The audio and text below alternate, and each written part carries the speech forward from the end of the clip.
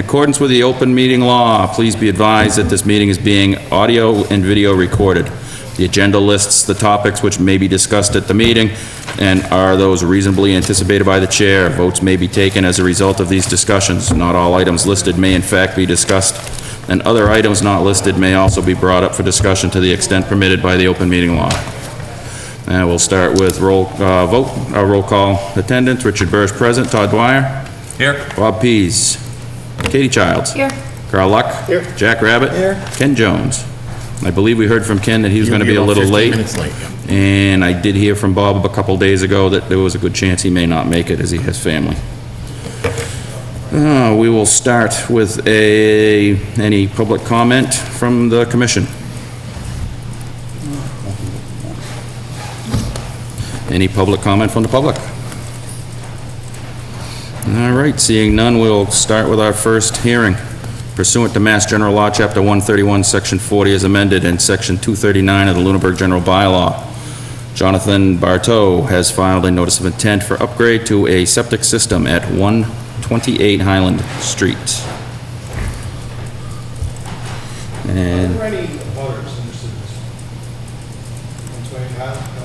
Okay. I'll just present from the table, that's right. okay. Thank you. My name's Greg Roy with Ducharme Dillis, and as you read, I'm representing Bartows at 128 Highland Street. The Bartows are actually the buyers of the property. This house was owned, actually still owned by Kim Proctor. But we're working for the buyer in this case, a little bit different situation. The septic system was inspected prior to the listing of the property, and the septic system is right out the end of the driveway, right down here, and it was failed. That is really close proximity to a wetland, border vegetated wetland that exists on the right along the edge of the property line. Just to put you in context, Highland Street's out here, and the big wetland system, open wetland system is right behind this house. If you look out north of Highland Street, when you drive by, you see the big wetland system there. It's kind of between, but north of Highland Street, west of Oak, south of Northfield is a big wetland system. So this little finger here is actually takes some road drainage and is definitely considered border vegetative wetland. So we flagged the wetland. We've shown you on your plan the 30-foot no touch zone, the 50-foot no build zone. Those are both in dashed lines, and then highlighted in yellow is the 100-foot buffer zone. The project is just a repair septic system. So we did the soil testing back several months ago. There's actually quite a bit of ledge on the property. So we actually tested in the back here and actually did a test hole here, thinking that we may need to keep the system, we may have to ask for some variances to wetland offsets from the Board of Health. But as it turned out, the best soil was actually up outside of the buffer zone. So we had two good test holes up here, which resulted in the need to pump the septic system, but we didn't have a choice because we didn't have the soil down below. So it actually worked out better from a Conservation Commission standpoint, because we're actually outside of the 100-foot buffer zone with the actual leaching field, so we didn't have to ask for any Board of Health relief from that standpoint. So pretty simple. We'll be tying into the existing plumbing coming out of the back of the house with a septic tank, a new septic tank and a new pump chamber. And then pumping up to the leaching system, which will be a Presby system, an innovative alternative system, which allowed us to shrink the area, size reduction. And we'll be abandoning the existing system in place.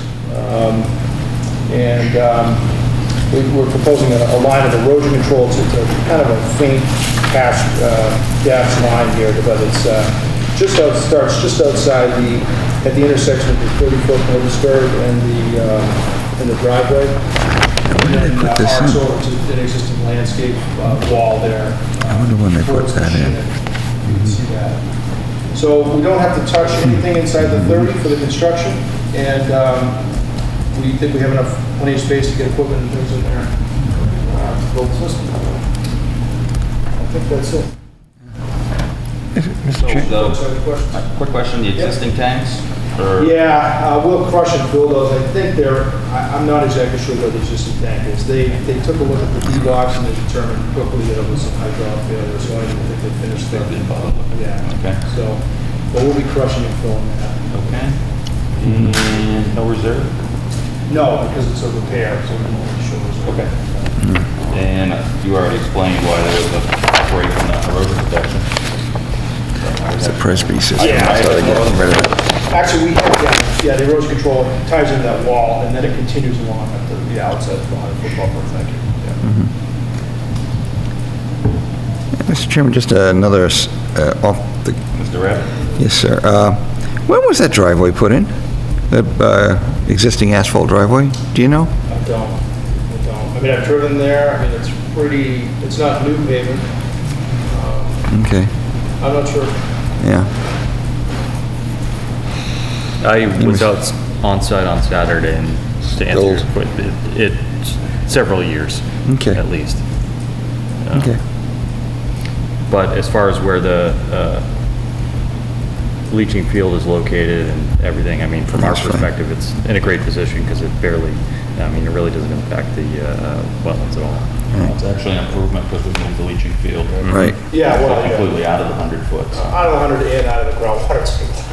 That's why I failed, because it's so. So it's a win-win all around. Yeah. Any other questions for commissioners? No, it's town water. Okay. Yeah, there's you can see that water line comes right in the front there. Yep. Okay. Any other questions or comments from commissioners? Any questions or comments from the public on 128 Highland Street? All right, seeing none, I will accept the motion to approve as presented. We have a motion, do we have a second? Second. We have a motion and we have a second. Any other discussion?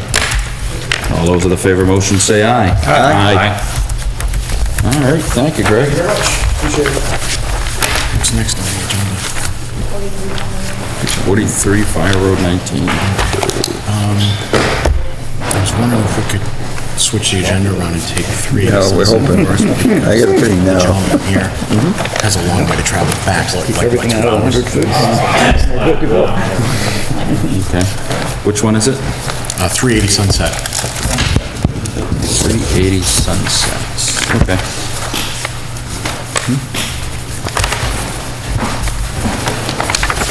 All right. You did a nice job. Yes. Moving forward, our next hearing pursuant to Mass General Law, Chapter 131, Section 40, and Section 239 of the Lunenburg General Protection Bylaw.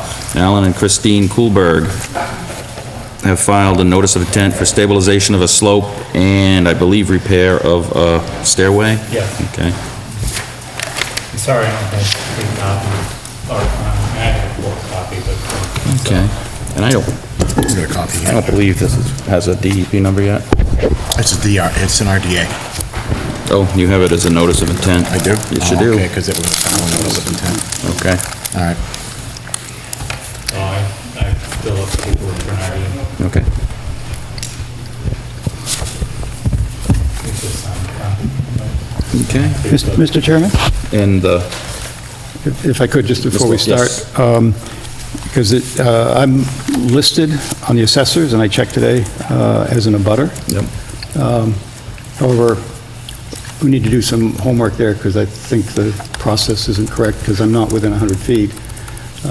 However, until I square that away with everybody, just to be cautious, and the fact that I think you did a great job with the applications, I don't see any issues. I'm not going to participate. I'm not going to recuse myself, because I don't think I need to. You're still free to participate as a member of the public if you have comment. Okay, thank you. But I'm not going to recuse myself. I'm just not going to That's not participate or necessarily- participate in the vote. Can I say something?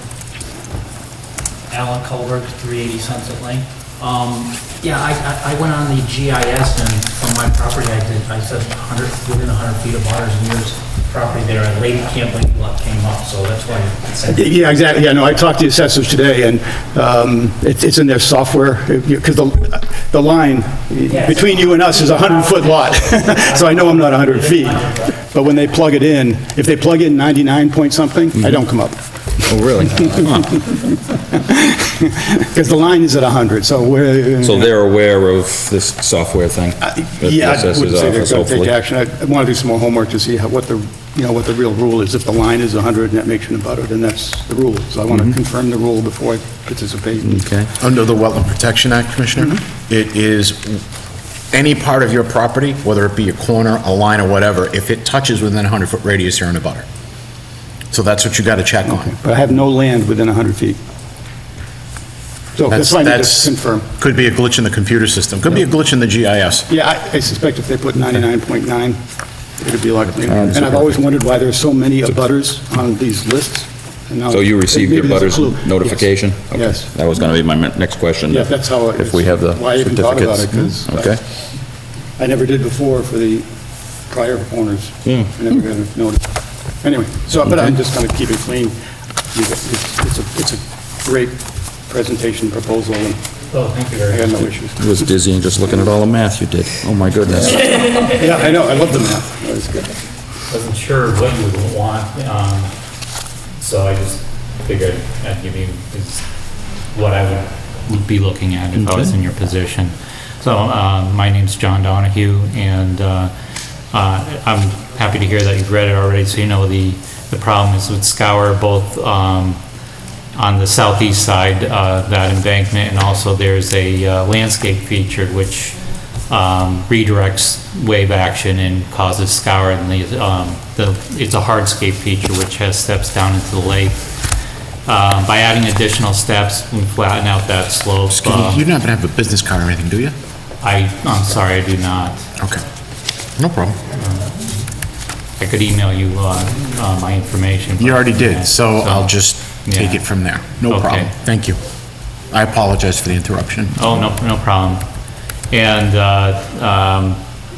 as you read in what I had emailed, proposing articulated concrete block for the surface to transition into the lake from the bottom of the steps. It's a protection of the revetment, or it's a revetment protection of the filter system that'll allow water to flow in and out of the embankment without, and hold back and protect against wave action. On the other side, similar, is a scour protection system with a more conventional riprap, which I tried to minimize to keep it as natural as possible.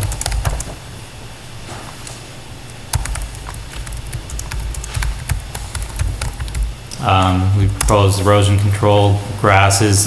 Later, once those established, other plantings can be used, wildflower plantings or other woody plants to help maintain the slope. But it's above that, the riprap area shouldn't be exposed to any wave action, so it should be fine. Okay. One question I did have, and where it's an RDA, now I know why it wasn't on there. You're putting the ACB blocks in, and you're gonna make sure that those are at the level of the lake bed? Yes. Okay, because one of the things that I was looking for was, the floodplain level. Oh, it's and actually making going sh- to tow into the lake bed. Okay, so you just want to make sure that that you are at or below the lake bed level. You can't be above, because then you're technically filling in the floodplain, Yes. which you would have to do compensatory work someplace else to get that back, get that volume back. So I just wanted to make sure that, as the blocks, because you have them laid out at lake bed level here. And does the lake bed drop at this toe? No, it's towed into the lake bed. This is the Okay. lake bed Yep. itself. So this is going to be dug into the lake bed? Yes. Okay. And so that's the same on the two side flares that are coming off as Yes. well? Yeah, Okay. just to protect the flanks. Okay. So this portion and these portions, this is all subsurface? Yes. Okay. Yeah, so the biggest thing is just make sure that this flat surface is at the lake bed level and not above it, Okay, would be my only concern. And then you're using roughly the same construction techniques on the backside for protecting, so you don't get further fluff off from the, Yes. the wave action, so. yes, Okay. except for the stone revetment, yeah. And do you have a schedule of when you're gonna try to put the grasses and the plants back in after that? Immediately, hoping that an erosion control mix is typically high in winter rye, and hopefully that'll be able to establish in November. Okay.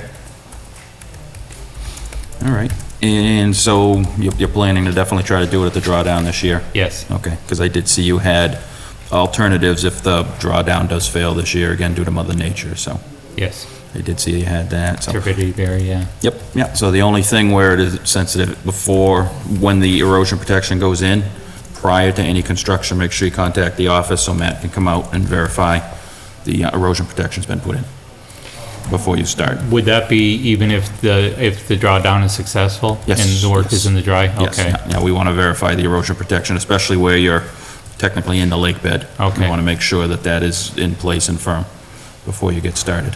So that's going to be my only request, to make sure that that's Just, I mean, done. I'm always around, I can be Bob right down. Yep. No problem. Then I'll open it up to any other commissioners with questions. I like the construction and keeping it at the lake bed. I guess my question is, are you just gonna disperse the material that you excavate and displace? Off-site. adjacent? Off-site? Yeah, off-site, because the material below the articulated concrete block will be a gravel material, patio pack gravel material, which is matched to the geotextile. Okay. And I assume as an engineer, you proofed all that math?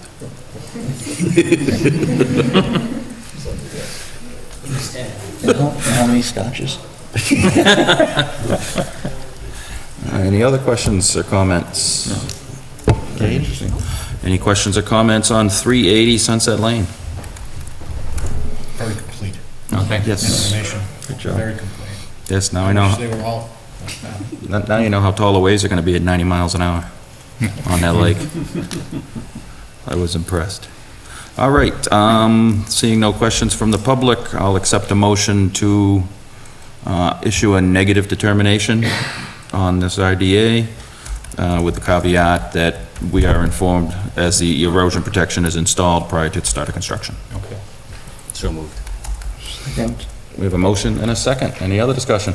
All those in favor of the motion say aye. Aye. Aye.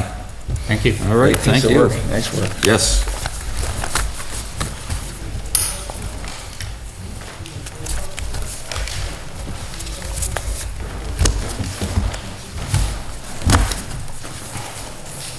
Mr. Chairman, I think I should technically abstain from the vote. Did you recuse yourself? No, Oh, you did not, okay. no. Carl abstains.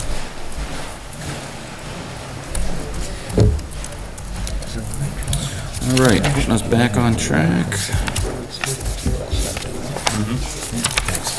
No problem. Pursuant to Mass General Law, Chapter 131, Section 40 is amended, and Section 239 of the Lunenburg General Bylaw. Richard Larochelle has filed a request for determination for the removal of 3 to 4 trees at 43 Fire Road 19. Richard, you just have a quick seat. thank you. Please note the check is made out to the town of Lunenburg for the town fee and not to me. Okay. All right, do you have a picture to show us what you're looking to do? Well, you're looking at it. All right, There's, can we circle these? Can I borrow your pen? do you have unfortunately, it's a black pen, I don't know if it's gonna I work. have a black Sharpie. That's probably better, yes. Matt's just gonna get you a magic marker here, because we have to, There's 3 trees. Don't get any ink on you, you'll never wash it out. Yeah, I'm used to that. One's here, one's here, one's here. okay. And Matt, have you been out on site? Yes, I have. Okay. And This tree over here is basically dead. Okay, the tree in the front of the The house? tree in the front of the house. Yep. It's like going to fall within the next probably year. Okay, The other two trees, this one has a crown, it's leaning towards the house. This one is bug infested. It's on its way out, but it's not there yet. Pushing out my retaining wall. okay. And unfortunately, I did not get on site. Will the removal of these trees have any effects on the canopy? Or should we try to Well, recommend there's no real canopy, replacements? there's no real canopy value on the one in the front on to Okay. your right. Yep, The other two, no, there's enough of a canopy that's left where it should be okay. The only thing I'd probably recommend is maybe replanting a small shrub for the buffer value for the runoff on the area to your left. this one or this one? That one. This one in the front, okay. Yeah. All right, any commissioners have a chance to go out on a site walk and see Fire Road 19? Okay. I messed it up. All right, at this point, given Matt's recommendation, I don't have any other questions. When are you looking to take the trees down, sir? This year before winter, hopefully. Okay, all right. Any other questions or comments from commissioners? Just my normal one, is I hate to lose trees, and I'm not sure why we wouldn't replace at least 2 of the 3 trees. Mm-hmm. Yeah, That's it. That's Well, one of the doable. trees, the I missed farthest the tree shade. has no buffer zone or canopy value.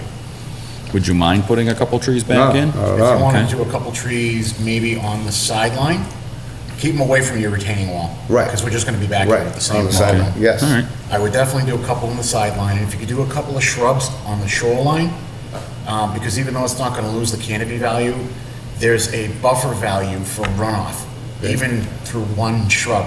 You wouldn't believe the difference it makes. So you just put a couple of shrubs back there, something really pretty to Yep. look at, that would make a huge difference. Even just 2 shrubs makes a difference. so if we add a couple of 8 to 10-foot trees and a couple of 2-foot shrubs, No problem. you can put them in at your placement and your desire? Yep. Okay. Is everybody good with that? Okay. Any questions or comments from the public on 43 Fire Road 19? All right, at this point, I'll accept the motion for a negative determination with the additional language that the applicant will add 2 8 to 10-foot trees and 2 shrubs back in the general locations of the trees that are being removed. So moved. Second. We have a motion and a second. Any other discussion? All those in favor of the motion say aye. Aye. Marker from Matt. If I could just get you, sir, You're all to, set. I just want you to sign and date the picture that you updated, that's all. Back? On the back's perfect, yep.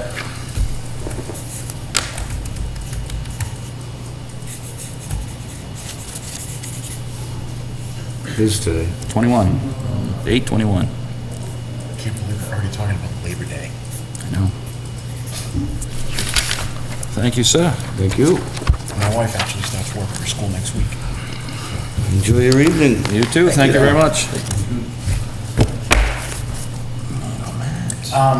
Mr. Larochelle, can you try to give me a couple days' notice before you cut those trees down? Sure. Like, just even leave a message, if I'm not there, leave a message online saying the guys will be there to cut the trees in a couple days? Yeah, I'm still working on the quote, so. Okay. When I get it, and he lets me know when he's gonna do it, I'll get in touch with him. Okay, no problem. All right, moving forward, pursuant to Mass General Law, Chapter 131, Section 40 is amended, and Section 239 of the Lunenburg General Bylaw, and Protective Wetland Bylaw. John Harrison, 915 Northfield Road, has filed a notice of intent for a single-family dwelling and grading to accommodate a septic system. Mr. Harrison, how are you today? Good. All right.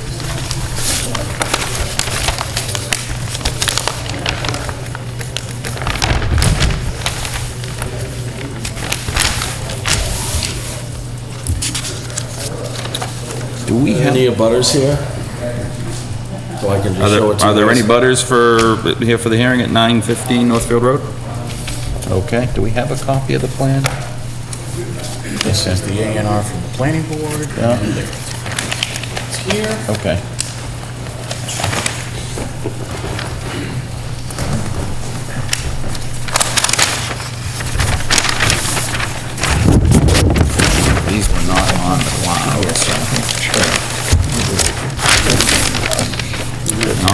look at your copy, Penny and Katie. No, there's more than a couple. Oh, okay. 915 North.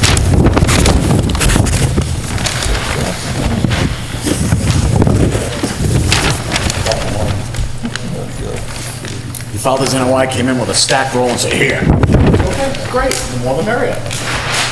Oh, we got enough here. Yeah, we got plenty, great.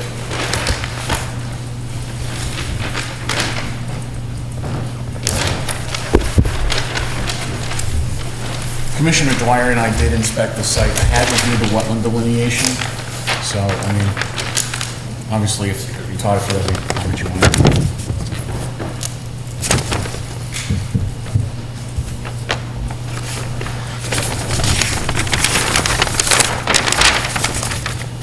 So I assume on the A and R plan, it's this lot, Matt?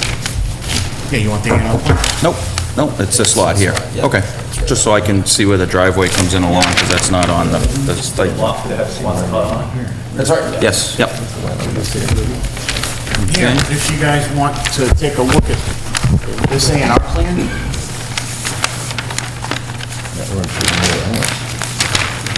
Because there's no wetlands on the driveway coming in. There's 50 right there. The only wetland is just this one stuck down, that comes off, fingers out. That's right. So I'm not quite sure. Northfield Road. Yeah. So the house is all the way down on the back. That's right. Okay. Can you, on your plan, can you show us your buffer zone boundaries? Call them out. We can't, they're not labeled and there's no scale on them. Okay, so we have 100 here, Okay, that's 100. 50 here. Okay. And we're just minimal into the 50. Yep. Just some grading and a little smidgen of the driveway. Yeah. 100's this one. Yeah, that's 100, that's the 50. We have 100 and a 50. Yep. So he's swinging into that, and 100 feet is, yeah. He's wild. Okay. As far as with the driveway, obviously no added flow to the street. This one have a DEP number? No, we have half of the stuff on the agenda doesn't have DEP numbers Okay, yet. I just, because I have a couple suggestions, update the plan, and we can't accept it tonight anyways, because you don't have a DP number. We can't approve Okay. it, so. I'll let you continue with your presentation, what we're doing out here. Yeah, and the reason why we pushed it back, we had great perk rates, plenty of room for a expansion system. And it just seems to fit well back here. We're not changing any major grades. We're proposing the wattles. It gives you some flat before you get to the wattle, so that if there is a major rain incident, it stopped. And we're just kind of trying to maintain the existing grade here once you get up to the house. There's a natural low spot here, so we just thought it would be a good spot to put a culvert, so.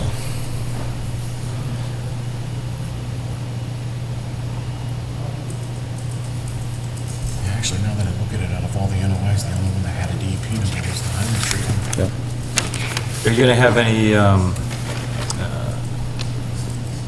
erosion protection or something to break the flow on that culvert, or?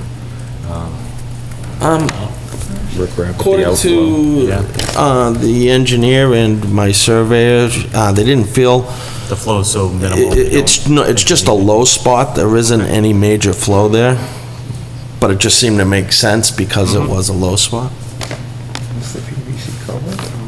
Actually, what it looked like in that area, when I looked at it, it looked like there was a seep that comes out because of the groundwater in that area, and then it flows to a larger wetland system that goes off the property.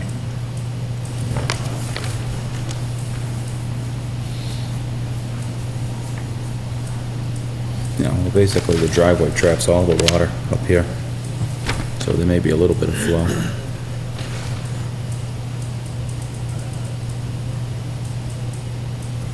It's a pretty gentle grade. Yeah.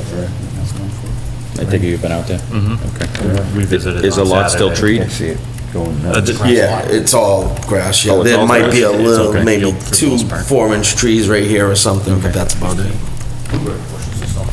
Yeah. So the That's before wetlands, me. a wet Maybe meadow? out back further, I think there may be. Yeah, so the only trees, there were a couple, small fruit trees and things like that. That, none of them, I don't wanna take any of those down. Yeah. Those are up here, back here, there's nothing, but I think a couple birch and some poplar right in here. Now, I noticed some large outbuildings on, I don't know if they're on this lot or adjacent to it. Are those gonna come down as well, or? There are outbuildings on a lot So- over here so it's for the sheds and adjacent lot. stuff, yes. Okay. Yep, yep. And I have a Quonset hut on this lot that we plan to keep. It's- Okay. It's big, it's nice, and it's in good shape. If that, I would suggest, since he's gonna have to come back because he doesn't have a DEP number, if you can locate where the Quonset hut is and if you have any gravel or anything there, so we know, so we can document on the plan that, hey, it's right here and We're taking it off. so it's grandfathered in. Oh, okay, yeah. Yeah, because it looks like it's probably within the 100 foot, because it's, is it right You here? have to do anything like maybe repair some of the concrete or anything? No, I don't believe Because so. we could add that to the order. That's just what I was, just thought process, that's all. Yeah, any work that you're gonna do, if it's in the 100 foot, we should probably just add now, and then you don't have to come back. My thoughts are not to do any work over there. No, no, it's good the way it is, yep. Okay, And I would suggest locating it would be sufficient, okay, yep, if that's what you're gonna do. okay. And we've been out there, Todd, my only other concern, if it's an open field, is this something that they can mistakenly start mowing in towards the wetland buffer? That we should try to demarcate a little bit? That's a good point. I would say marking the 30. I mean, if you mark, if it's a wide open meadow. Yep, okay. So I think marking the 30 would be, would make sense. All right. So generally, we like, so along the 30-foot buffer, we like something that's fairly permanent, a boulder every 20 or 30 feet, just something that, you know, somebody out there is gonna look and say, hey, maybe I shouldn't be going over this line. Because what happens is they slowly keep mowing the field. I gotcha. And Yep, then they no, get makes down into sense. the wetland, and Yep. start mowing the wetland area out, and then it can dry, or they can change the elevation in there prematurely. I'm sure we'll generate some rocks during construction that we Okay. can. put in If, there. if you wouldn't, where you have to, like I say, you have to come back to the next meeting anyways, if you can demarcate the 30, and Okay. just drop a little pin saying, You want the 30, you want the Quonset hut to be shown on the septic plan or on a plan that I bring in? Does it, you want it on? just, yeah, add it to what you've Okay, so submitted, it's I'll the easiest. shrink this up, Yeah. okay. Yep. Yeah, that way there, we've got it, we know it's documented on there. I really, other than that, I didn't see. Yep, then the only thing, and we'll put it in the order of conditions, or you can just mark it on here, the, limit of work is the hay bales or the wattles. Okay. The erosion protection. Yep. I mean, he probably should mark it, but it's standard on the order. Correct, yep, yeah, that's, if he's gotta come back for it. Just nice to have a limit of work. Okay. And at that point, I don't have any other questions on what's presented so far. Any other questions or comments from commissioners on 9:15? Katie, 10? Okay. Any questions or comments from the public on 9:15 Northfield Road? All right, seeing none at this point, I will accept a motion to continue until September 4th, as we do not have a DEP number, nor is it, I don't think it's even listed on the database yet. There's like two or three Yeah. of them that aren't supposed to get into it. So moved. We have a motion, we have a second? Second. We have a motion, a second, any other discussion? All those in favor of the motion say aye. The DEP's been short personnel on vacation, so they're behind. All right, yes, so just make those couple of additions and at this Got that point. on there. Yep. And what we'll do, John, is have Matt monitor, or if you don't receive your DEP number, there's no need to come in, just call Matt and we'll just continue it to the 18th. Okay, Because great. we can't approve it without the DEP number anyway, so. All right. All right? Thank you. Thank you.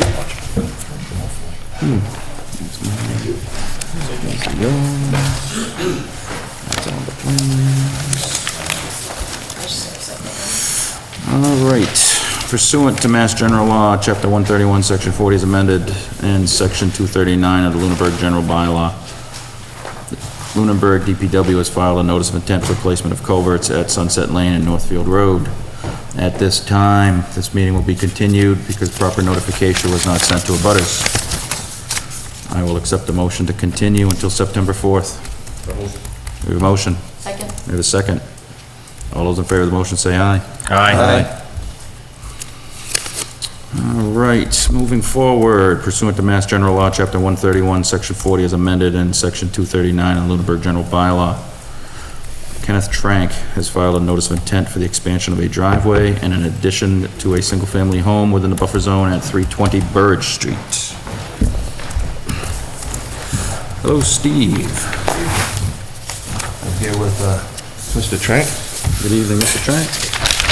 This came before you previously as an RFDA, and there was a site visit made, and it was a determination that there was an offsite wetlands that you wanted flagged. So, had that flagged by Mary Ann DePinto. She went out and flagged that for us. That's located now on the plan.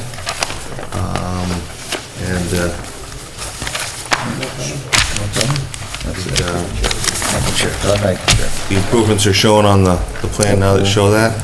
All the work that we're doing is outside the 50-foot, Got it on here, so if anybody down there needs it. no build. It's all, if you remember from the site walk, there's an existing concrete slab there, so the majority of the work is either in previously constructed concrete pad or grass. So we're not cutting any trees, we're staying within the same scope of work that you saw when you were on your site visit, the stakes that showed the corners. There was a question on a turnaround. That turnaround has been removed because that extended over towards the stone wall, so you asked that that turnaround on the driveway be removed, and that was removed. Basically, I think that pretty much does it, because you guys saw it and we had it flagged. How are you doing with the septic approval? I'm in the, Waiting on this. Oh, okay. Okay. we're in the process. You can see that I've done the testing here, so we've done the deep holes. Yeah. So we'll do, that's all, everything associated with the septic will be outside the 100-foot buffer zone, even the grading. So we won't have to worry about that. I'll make sure that all that works, because it's all over on this side, on the towards the property line to the west. Okay. Now seeing where the 30-foot offset is, the only suggestion I would have inside that 30-foot no disturbance zone, I know you've been in there cleaning up some trash and stuff like that. We'd really like to see that demarcated and just allowed to grow natural. Because it didn't look like it was lawn, it's fairly shady anyways. Well, yeah, there was an old shed that was falling down. Yep. When you guys came out, I tore that shed down. Yep. Yep, so that would be my only suggestion, if we can just, because that's the no. And demarcate that and let it grow. Yep, that would be my only suggestion, is just in that one buffer. I'm glad we got it demarcated. There's no problem with the driveway extending out as it went around the pond. That seems like that's all outside the 50, plus most of it's existing. There was what the basketball hoop, I think, is where the in-law apartment's going now. Correct. Yep, so I mean, you've already got some fairly disturbed area there. And we've kept the driveway out of the no build zone. Correct. So I don't have any problems with that. And the only thing, of course, we'll put in our order of conditions is the siltation barriers, the limit of work. Yep. And for the septic, is that gonna go through the house and out the current? Correct. Okay. So we won't have there's to not gonna be anything coming out of the in-law apartment? No, the plumbing will all come Through the house. It extends where it says concrete pad to the side of the pool. Yep. That's where the Okay, invert is that comes out of the building. great. So we'll no go other through the work building. for the septic or anything over here, so Nope. that's fine. No, we'll do, everything will be outside the buffer zone. All right, I don't have any other questions at this time. Mr. Chairman, through you. Steve, I'm going through the experience of the in-law apartment, and the Board of Health, stop laughing. I solved the problem I set Was it the my building way. experience or No, all the no. other experiences associated with it? It was an All experience. the other experiences associated, trust me. Sorry about that, Mom. In either case, they came back and told me I actually had to have a separate box, and that I couldn't really run it out of the house. I had to put additional pieces in there. And nice to heck with you. I'm not gonna spend that kind of money. We have to build a whole new septic system. Oh, you're doing a whole new from Yes, ground up? From ground up, because it changed the flow. Yeah. So we're putting in a 7-bedroom septic system, brand new. Brand new, and it doesn't require a separate box or anything like that? There's no? It's gonna require a new tank, new deep box, new everything. Yep. Okay, yeah, they came back, told me, or I'd interpreted that I had to put 2 D boxes in there. Why in the world would I need to do that? I don't know why the reason, unless you were doing some sort of an expansion, and it was an expansion to the system, but where I'm putting in a whole Septic new system. Yeah. Okay. It's all incorporated in the flow of the new system that I'm putting in. Okay, thank you. Just wasn't clear on that. Yeah, no, it's a whole brand new. Change. Okay. Everything brand new. So he's spending a lot more money on his in-law apartment than you did. Oh, trust me, no, there's a pain factor. No, I'm only giving, All right, any other questions or comments from commissioners on 320 Burridge Street? Any questions or comments from the public on 320 Burridge? All right, at this time, Steve, we have to continue this hearing because you have no DEP number. Boy, they're really slow, because I did that electronically over a month ago. Yeah, there's like 4 of them. There's 2 of them that aren't even showing in the database right now that were filed a while ago. And there's 4 of them, yours included, that were filed like a month ago, that there's no numbers to yet. Yeah, over a month ago, and I did it electronically. I didn't Yeah. mail it. I mean, I did it online. No, Yeah. Oh, you may wanna. they've been behind. Yeah. give We'll him a call. jingle. So, all right, so I called Denise on other things, so I'll give her a call. I mean, next week, all of a sudden, boom, boom, I could get all 4 numbers in and everything listed. It just happens like that fast. No problem. So at this point, we'll, Do you want me to come continue. back to that meeting, Rich, or if you have the number, can you just open and close, or what do you need me to do? The only thing that may throw it off is if you have any butters show up. At this point, I don't think there were any other questions from commissioners. All right, well, I'll be here. Okay, that's the only caveat. Safer to be here. People Yep, Okay. nope, I'll be here. And if you don't get a number, we'll just continue it to the 18th. So I'll call Denise tomorrow. We'll get a number. All right.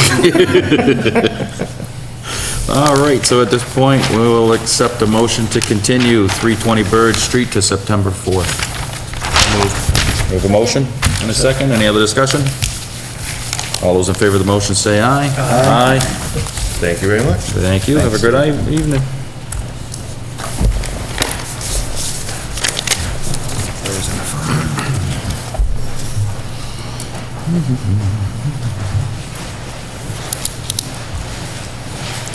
Pursuant to Mass General Law, Chapter 131, Section 40, as amended, and Section 239 of the Lunenburg General Bylaw, Robert Evans has filed a notice of intent for installation of a retaining wall within a floodplain at 4 Sunset Lane. Good evening. Good evening. My name is Nick Pauling. I'm with Goldsmith Preston Ringwall. I'm an engineer with them. Okay. We filed a notice of intent as the result of an enforcement order due to some premature work. That's actually my card, as well as the notifications for the notice of intent. We were before you due to the cease and desist, I believe, in the middle of June. This is a lot that extends from the intersection of Flat Hill, Sunset Lane down to Lake Shirley. The property owner coordinated to have a portion of some existing retaining walls removed, which rightfully so kind of was stopped mid-process. We covered up, excuse me, we had the contractor stabilize the shoreline immediately upon that stop, and then kind of designed around it. So the plan that you're looking at, I apologize, preparing for the meeting, I realized that we did not show any buffer zones on it. So I'm also in the same boat as the previous 2 members, where I don't have a file number, and I'll be ending up requesting a continuance at a bare minimum. But I'd certainly like to walk you through the entire proposal of what we have. Starting down at the shoreline, what you'll notice is there's a number of views of the shoreline.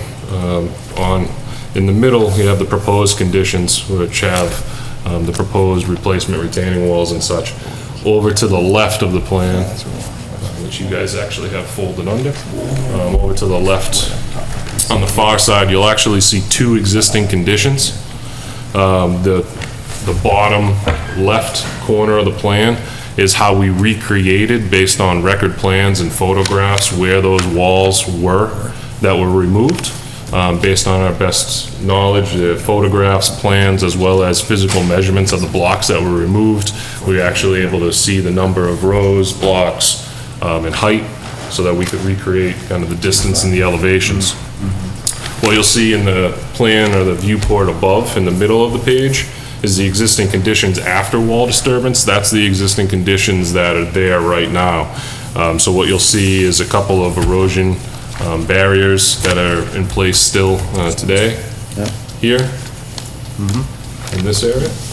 That's where that one actually shows grading. It shows the floodplain line at 302, as well as the limit of water at 298.44, just on the pond side of the erosion control that's in place. In the center of the plan, that's what we're actually proposing here. What we're proposing is to replace the two walls, majorly in the exact same location as we move from the right side of the plan to the left, or from east to west on the property. The difference between the proposed plans to the previous plans are basically the stairs orientation as well as width. What you'll notice is the proposed stairs are more angled towards the open area to the, I'm getting confused upside down, my right, your left of the house, whereas previously there were 3-foot wide stairs that kind of came to a narrow spot directly into the house. Excuse me if I... Yes, sir. Just, because you had a lot of great pictures last time. Do I do. you have those? Yeah. I do have some Back to what it pictures, looked yes. like, and I don't have any to look at. So this is actually how we recreated the plan. The walls, just by knowing the dimensions of the blocks, we were able to locate the ones that were still existing and able to verify where the height. This is a portion of the wall standing at the stairs looking to the east. This wall here is going to remain as well. That wall is the first wall or the second wall? There's two That's the walls, right? lower wall. That's It's the lower wall towards the pond.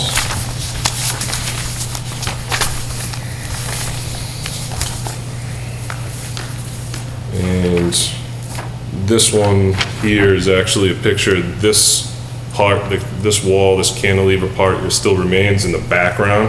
You can actually see the upper and the lower wall. The lower and the upper there as well. Yeah, great. So, this notice of intent wants to address the premature work of those walls being removed, as well as everything else that we want to take care of on the property. The walls themselves is proposed, if you look closely, actually Phase 1 and Phase 2. Everything that was removed is the Phase 1, the immediate removal and reconstruction of those walls after the lake drawdown is proposed. Phase 2 would be the replacement in kind, location, and elevation of the remaining walls that were not remained. That is based on monetary things that he'd make a decision on whether or not he would do under this order of conditions, basically after he spends all the money figuring out what else he's doing. So that's really, there is some change in floodplain. That's actually detailed on the second page. Yes, sir.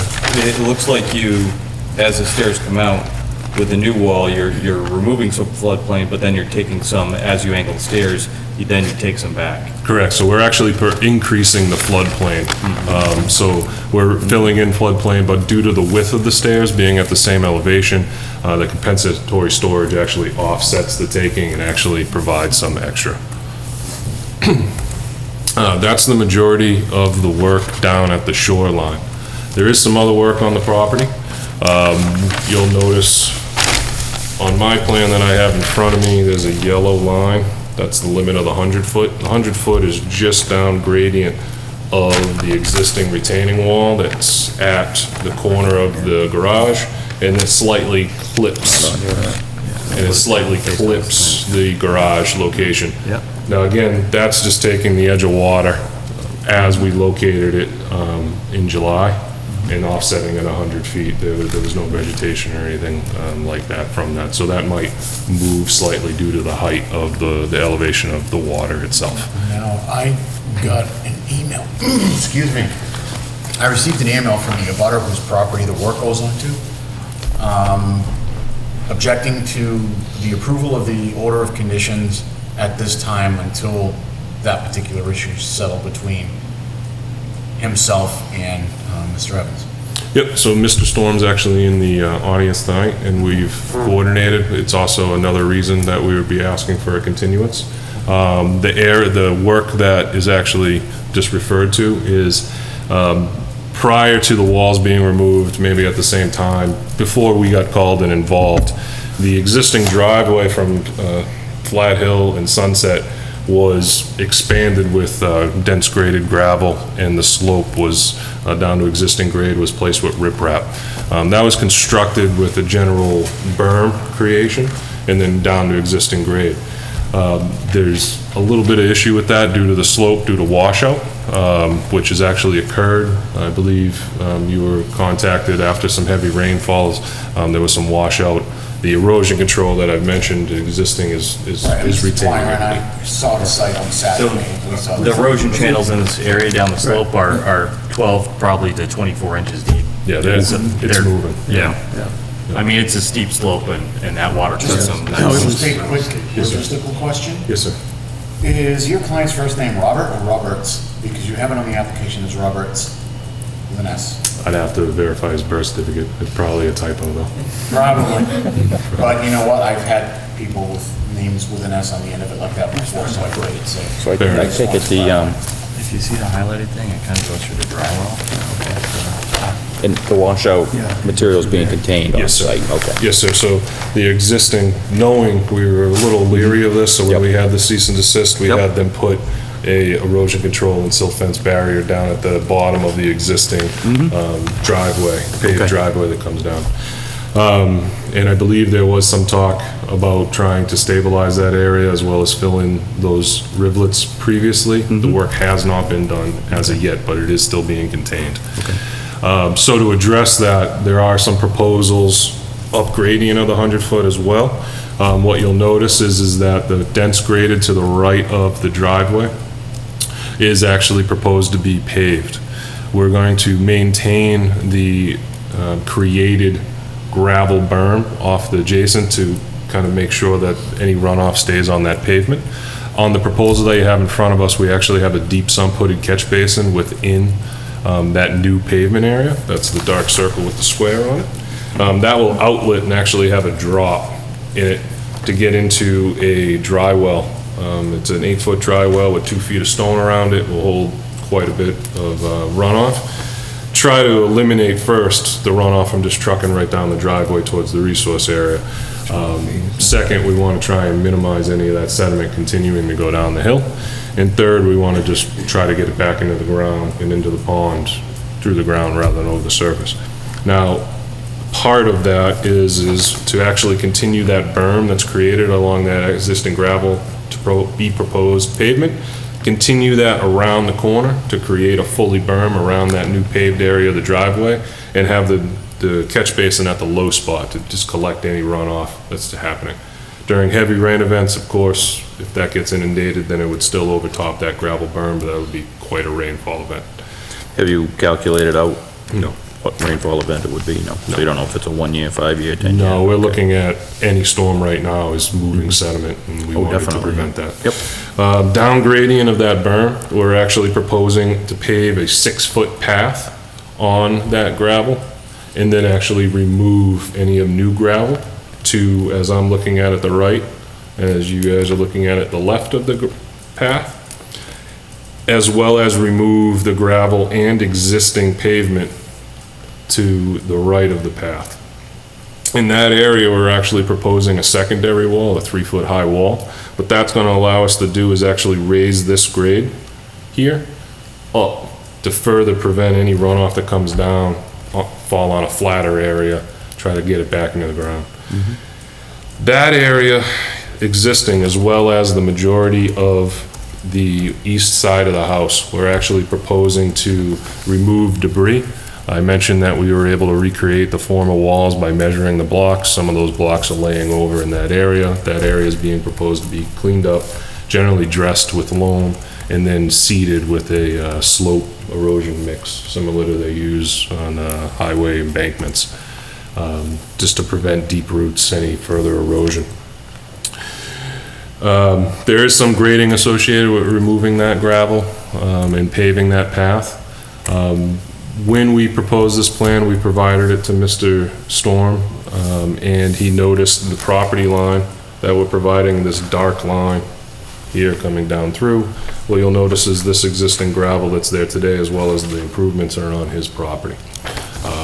Speaking with Mr. Storm, he certainly is willing to be neighborly, but seeing it on paper, realizing how much is on his property, he's uneasy with the proposal as shown. Speaking with him earlier today, still willing to be neighborly. Again, to what extent, we don't know yet. We're already asking for a continuance, so that would allow us to, one, get a file number, correct Mr. Evans' first name, as well as provide the buffers on the plan, as well as address if any compromise is needed on Mr. Storm's property. I'm pretty confident in saying, and Mr. Storm can speak for himself as well, that anything that happens on his property would either be at the limit that it's there today or pulled back towards the locust property. It wouldn't extend further onto his property or further down towards the resource area. So as far as, you know, disturbance within the buffer zones and things like that, it would only be minimized by any revisions coming forward.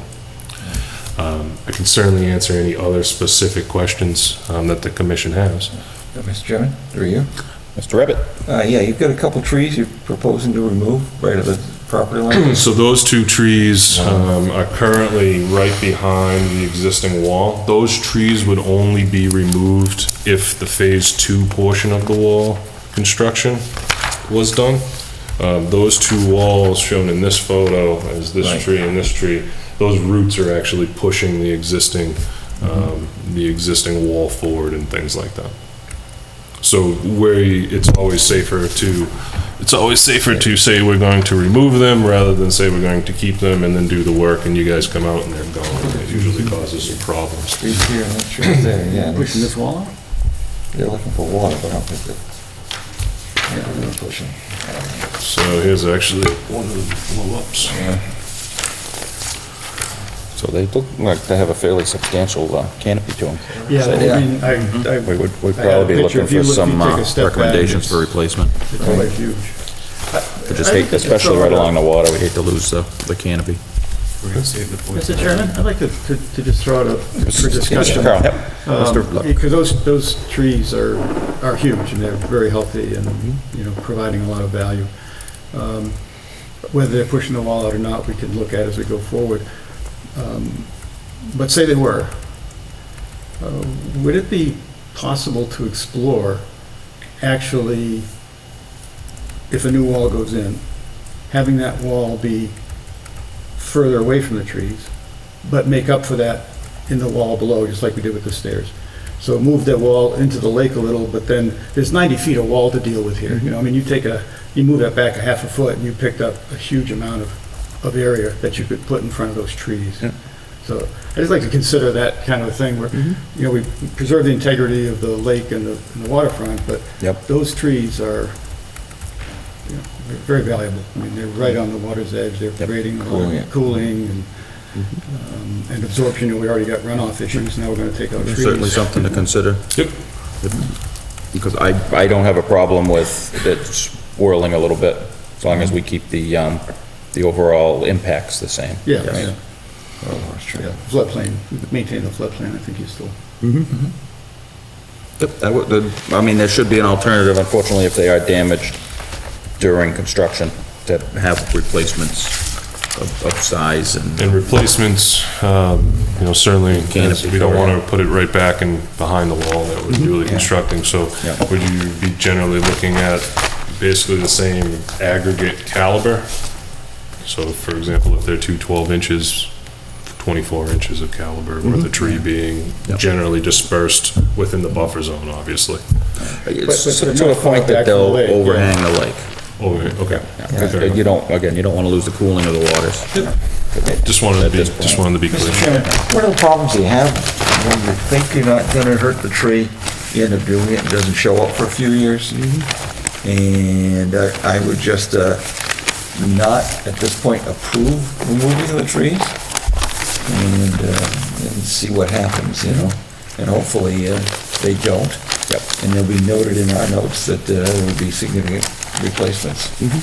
Yeah, but it should just be noted that there is a plan to replace, Yeah.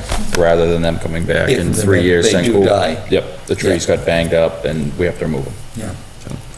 Just so everybody knows that the intent is to keep the canopy Yeah. that we have. Well, I think if the client's not amenable to moving the wall and wants to take them down, then we address replacement at Yep. the next hearing. Yeah. Yeah. So I guess path of least resistance would be to provide the replacement with a note of you'd be interested in an amendment at that time of moving the wall forward and you know, providing the equipment and storage. Just again, that's after a conversation of, tell us everything that you possibly want to do here. We got him to say, replace the rest of the wall. So, as far as percentages of things that get done, that's kind of down there on the list. So I don't want to spend the effort of designing the compensatory storage of, moving it 4 feet forward and figuring out where it is, if we can stick with the replacement option. Yeah, Mr. Chairman? Mr. Luck? I would be opposed to that, quite frankly, because I don't think, having the wall in the same place and then having a bunch of little trees back away from the lake is anywhere near as good for the lake as, moving the wall far enough forward so that you don't have to disturb the roots, right? Yep. And leave those trees, because again, they are huge trees and they're providing a lot of value, and it's going to be many years before you ever get those replaced. So I'd rather see the other direction. Yeah, I do agree, yeah. And Mr. Chairman? Yeah, Would Mr. we possibly Rabbit. hear from the abutter? Who's here?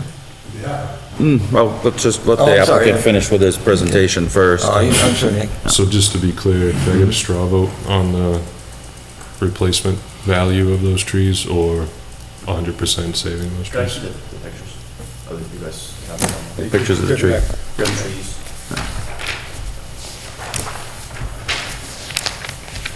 Yeah, I wish I had brought, if you step back away and you can see how big these trees are.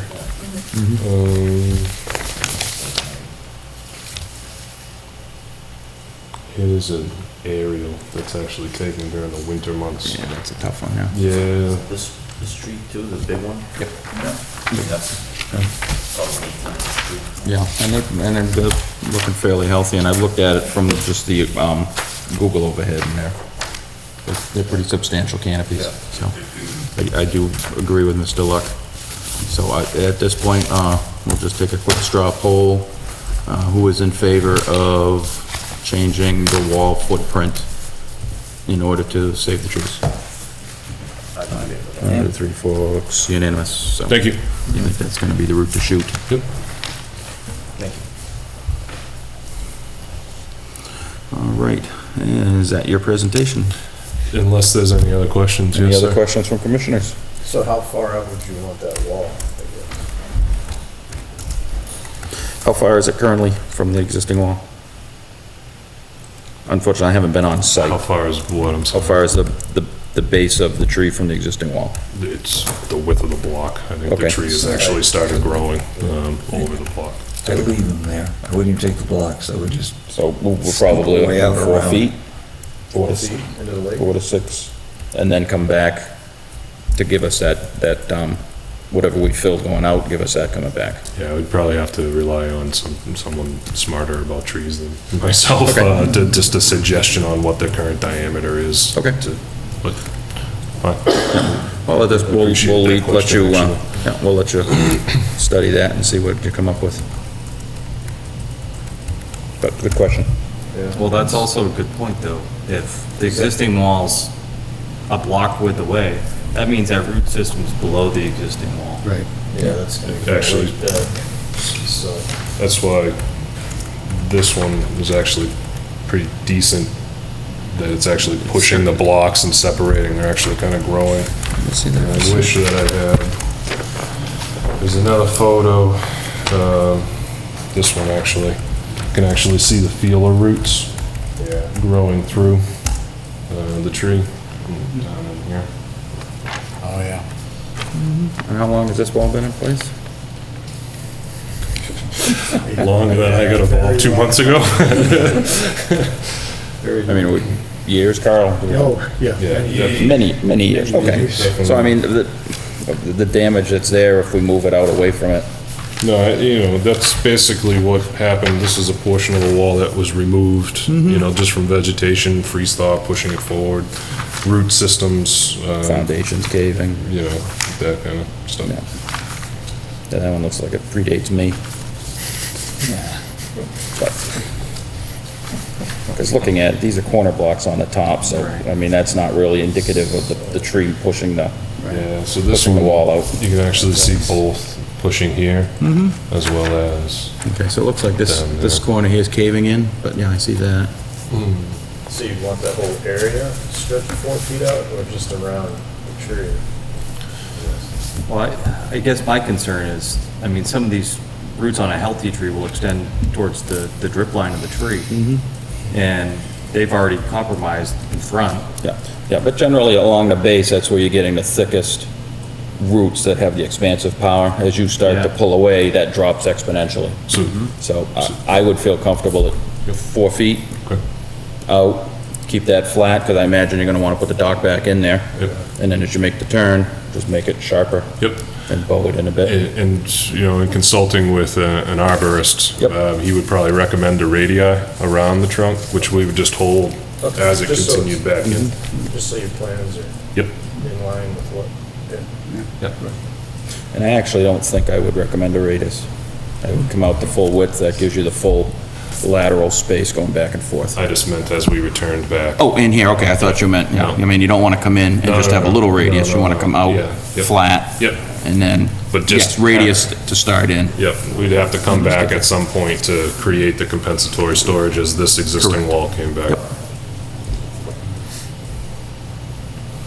Any other questions or comments? Not right now. Okay. Any questions or comments from the public on 9?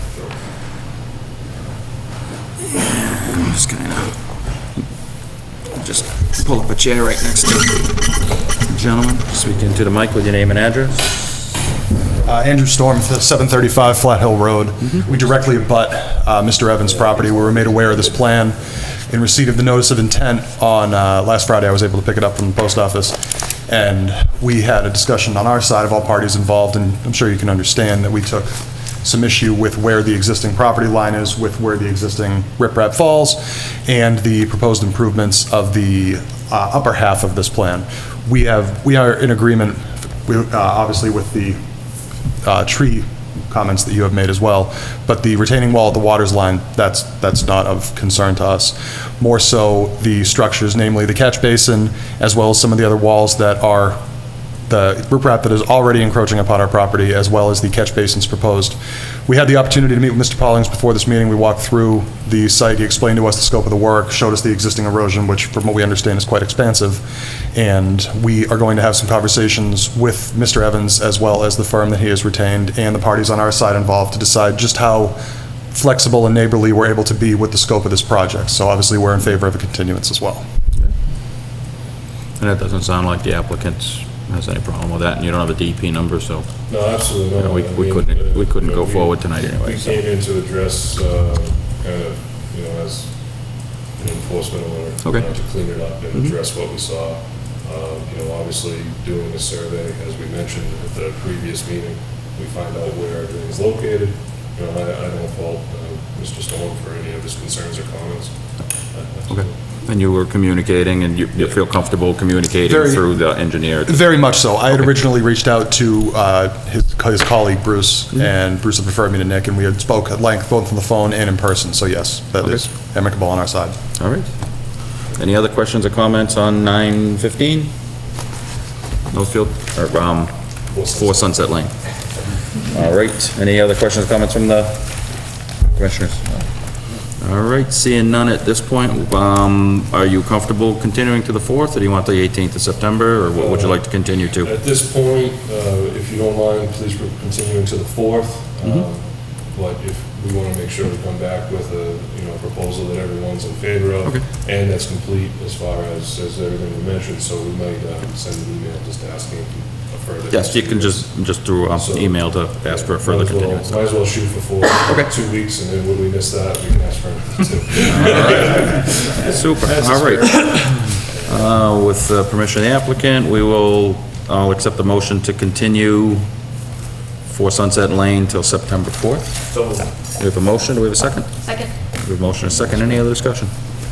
All those in favor of the motion say aye. Aye. Thank you. Nick, here you go, these are yours. Thank you, sir. Thank you. See you in a couple of weeks. Yep. All right, moving forward. Pursuant to Mass General Law, Chapter 131, Section 40 is amended in Section 239 of the Lunenburg General Bylaw. Powell Stone and Gravel has filed a notice of intent for grading and the installation of a culvert at 131, 133 Leominster Shirley Road. Good evening, Brian. I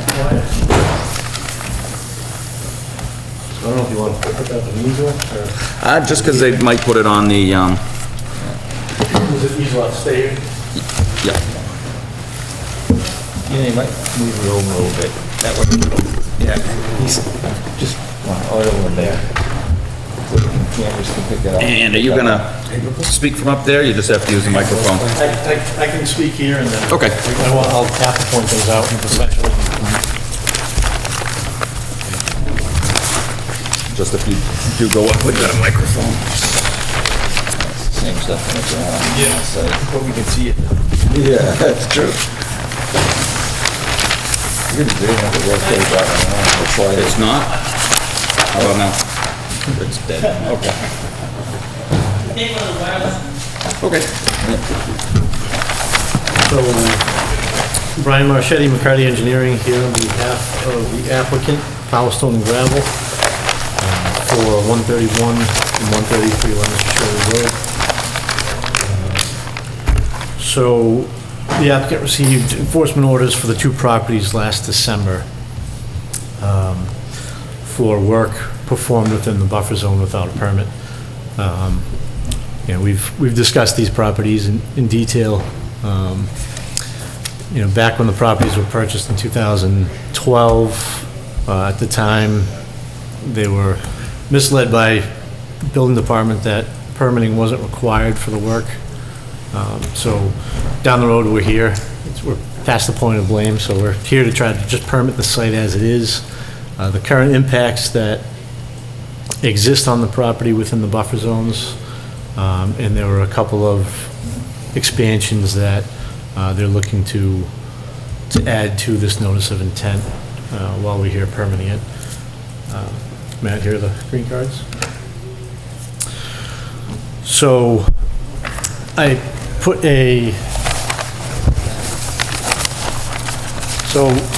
this survey here shows the existing site. The applicant had the property resurveyed. We had the wetlands reflagged by Ecotech. And this survey now is how the site exists today. You can see here the 30-foot buffer, the 50-foot buffer, and the 100-foot buffer that surrounds these wetlands. Currently, there are some paving impacts here. This is a limit of pavement. So let me grab a highlighter just so it can be crystal clear to you guys. DOP, edge of pavement? Yes, EOP is the edge of pavement. Yeah. So we have Connect the two hydraulic. this line, that's gravel. So EOP here is the edge of pavement. You got it. This line here is the property line. So we're here looking at these two properties today, not this property over here. So we have the edge of pavement here impacts the 100-foot buffer.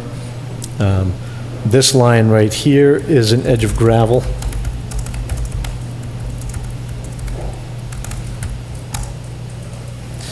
And this is currently where the mulch stockpiles are today. So we have a few mulch stockpiles in this vicinity. So that does impact the 100-foot buffer, the 50-foot and the 30-foot no disturb.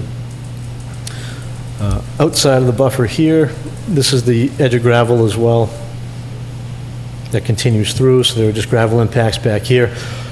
The whole pavement area is where all the hardscape materials are stored. So all the pallet storage for blocks, pavers is in here. There are some bays here for crushed stone materials. And then that's the same, there are piles back here for crushed stones that it's outside the buffer zone. On the northern portion of the parcel, it's all compacted gravel back here, or exposed gravel. There is a tree line in here. There are no materials stored back here. There are trucks they have parked back here. There's a little wood shed right here outside the buffer zone. So really today, this was used by the previous owner for timber harvesting.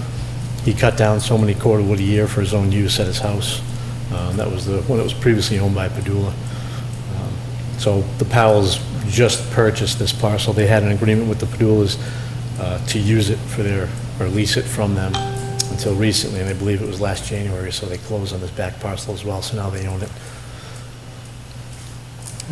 So the other impacts we have... Brian, just back up 1 second. So 131 Yes. was just purchased in January? Yes. Okay. 133 was purchased? 2012. 2012, okay. Yes. So this back parcel here is 131, this is 133. Okay.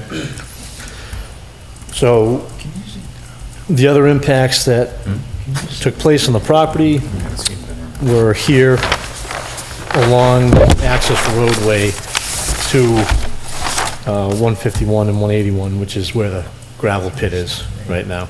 And the access roadway, all that work was permitted through an order of conditions back in, I believe, it was 2011 or so, when that work was conducted.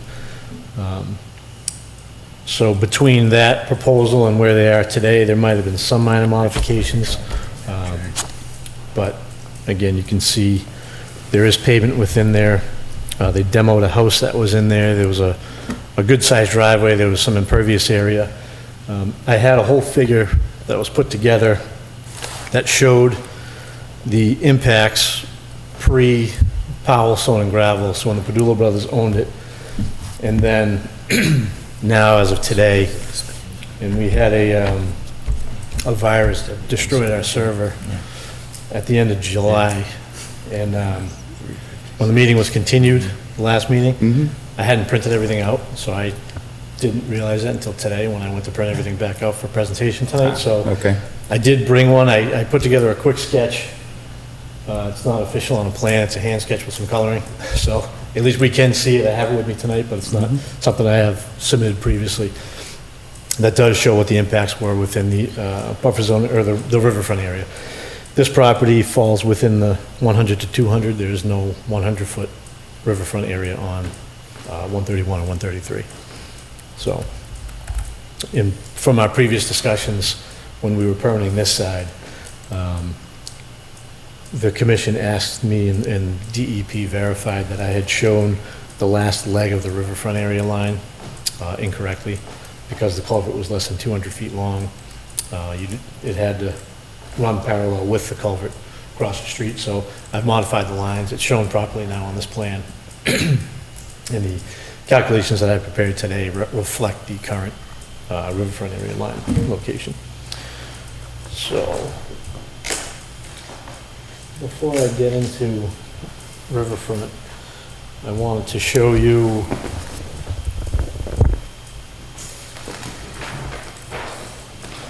what the impacts of just total areas. I wanted to quantify what the buffer zone areas were on the property as you see today. So that's what this plan here reflects.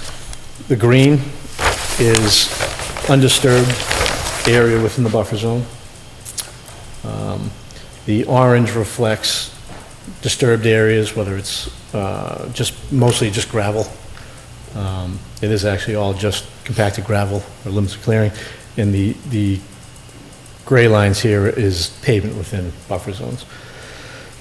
So the current proposal is back here where the most storage piles are today.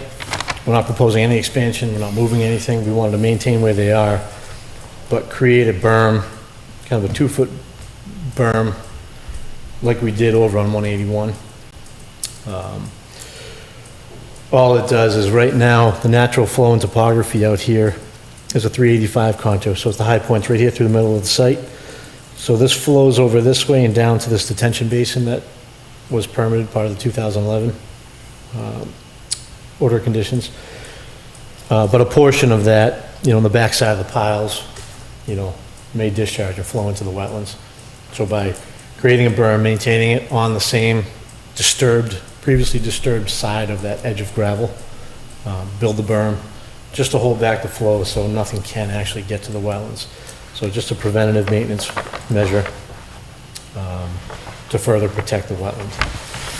Whatever flow does fall on this side, we'll do what it does today. It flows down this way and goes to that existing detention basin that's over on the adjacent parcel.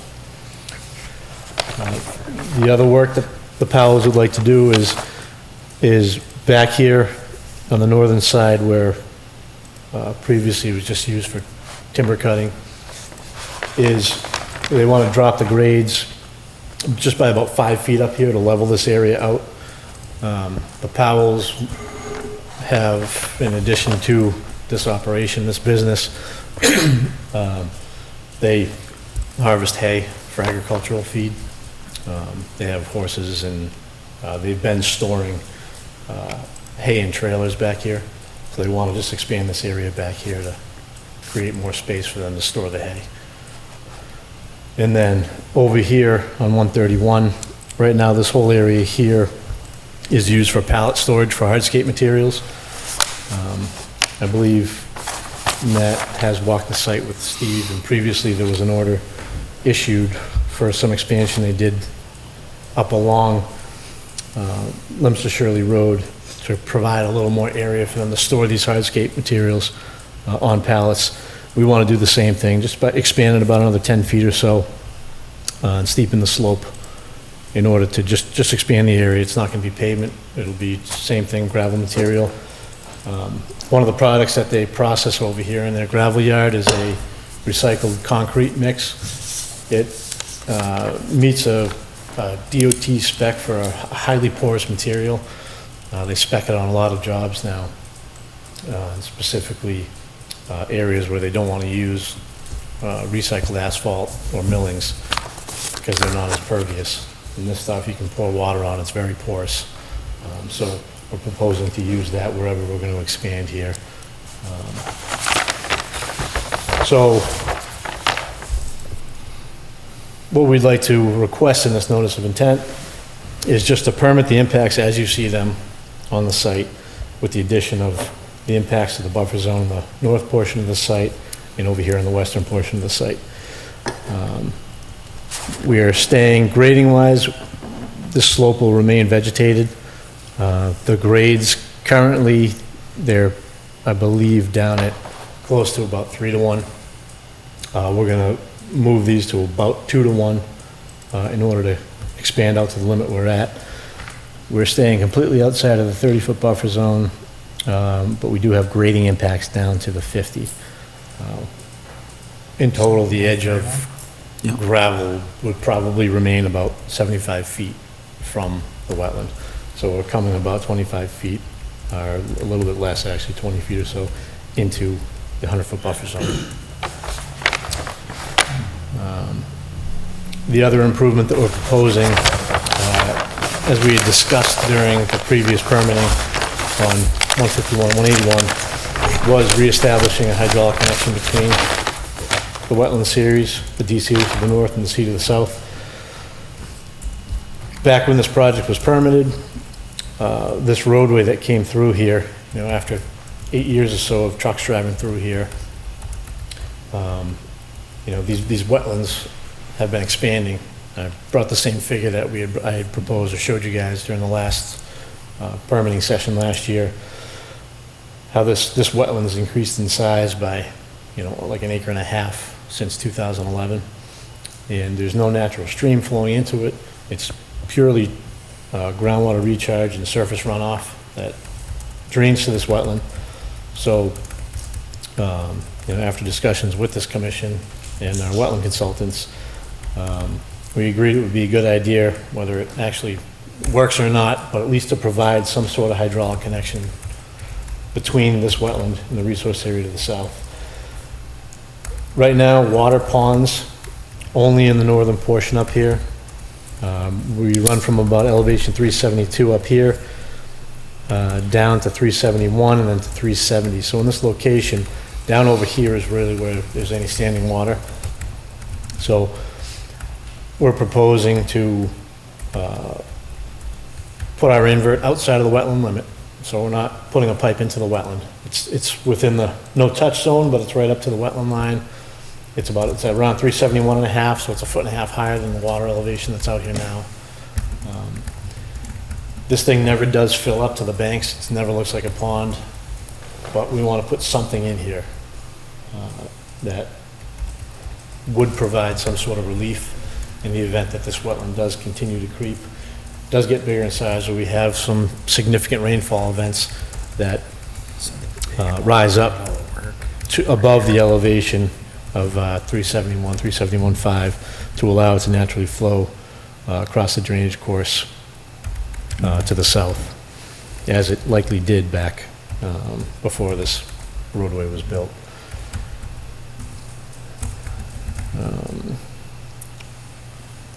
So that's pretty much it, besides the plan. This was the plan. Just really quick. Yep. Yes, just to be clear. So this code here is what? This is So this is grading. So that would remain vegetated. untouched today, but Well, it's not untouched today. This was all, at one point in time, graded up, because it's a very steep embankment. It's all just grass, tall grass. There's no trees on it. It's a tall grass slope. There's a tree line at the bottom down around the wetland. So we're maintaining the tree line to an extent. There's a, let me see. It shows a tree line coming way up, but it's really a vegetation line. There's not a healthy, large canopy that runs all the way up along that edge of, the edge of existing regrinds or gravel that's up there today. So there would be some sort of clearing, but it's not a full, healthy forest. It's mostly, you can see from the street, it's all a grass. So right now, it's just pallet storage. They have pallet storage. This is the existing edge.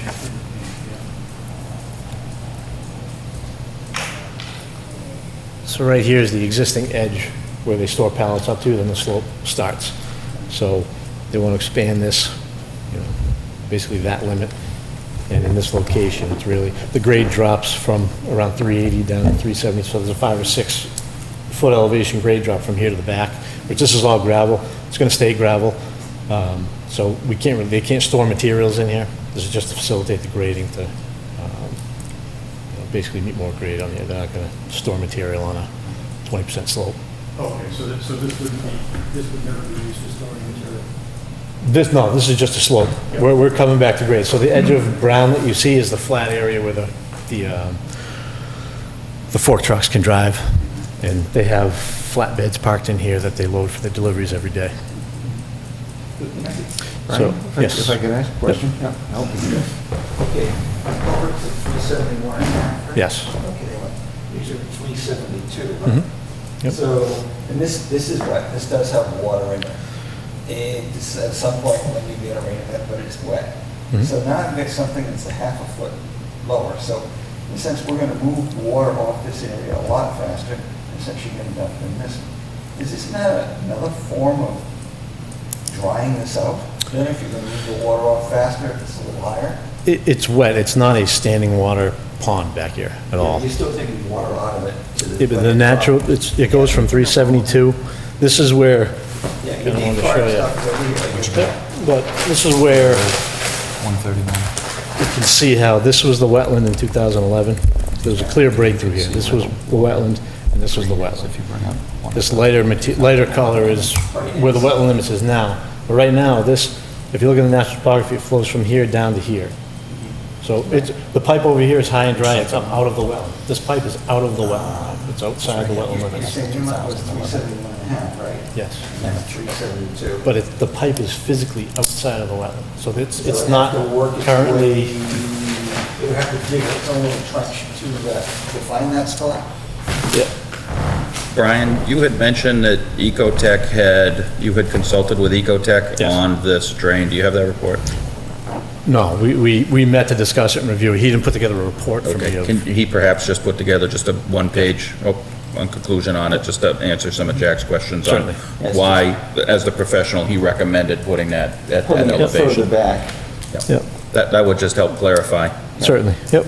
Because, I mean, I've been out there, I know there's no standing water at the 371 line, but you do have to have moisture in the soil for the wetland plants to grow, but, you know, that's down at a different level. So I'm sure he came up with where the standing water was to saturate the soils enough for the wetland plants, and it'll just be in his his debrief on why he decided to put it at 371.5. Certainly. Because there is, and Matt's bringing it up, you can see in the older, like 2011, 12, before this was developed. Right. You can see a green line going across the old farm road that went out to the field. That's where So the there was hydraulic connection clearly a hydraulic connection there. Yep. That when they put the packed road in, they broke the connection. So that's why more water is standing there, so. And that was one of the suggestions I had, was to try to recreate that connection so that, you know, at some point, with no way for the water to get out of there, it's grown over 10 years, it could potentially continue to grow. Right. And now you're gonna have a swamp in there, because you will have standing water.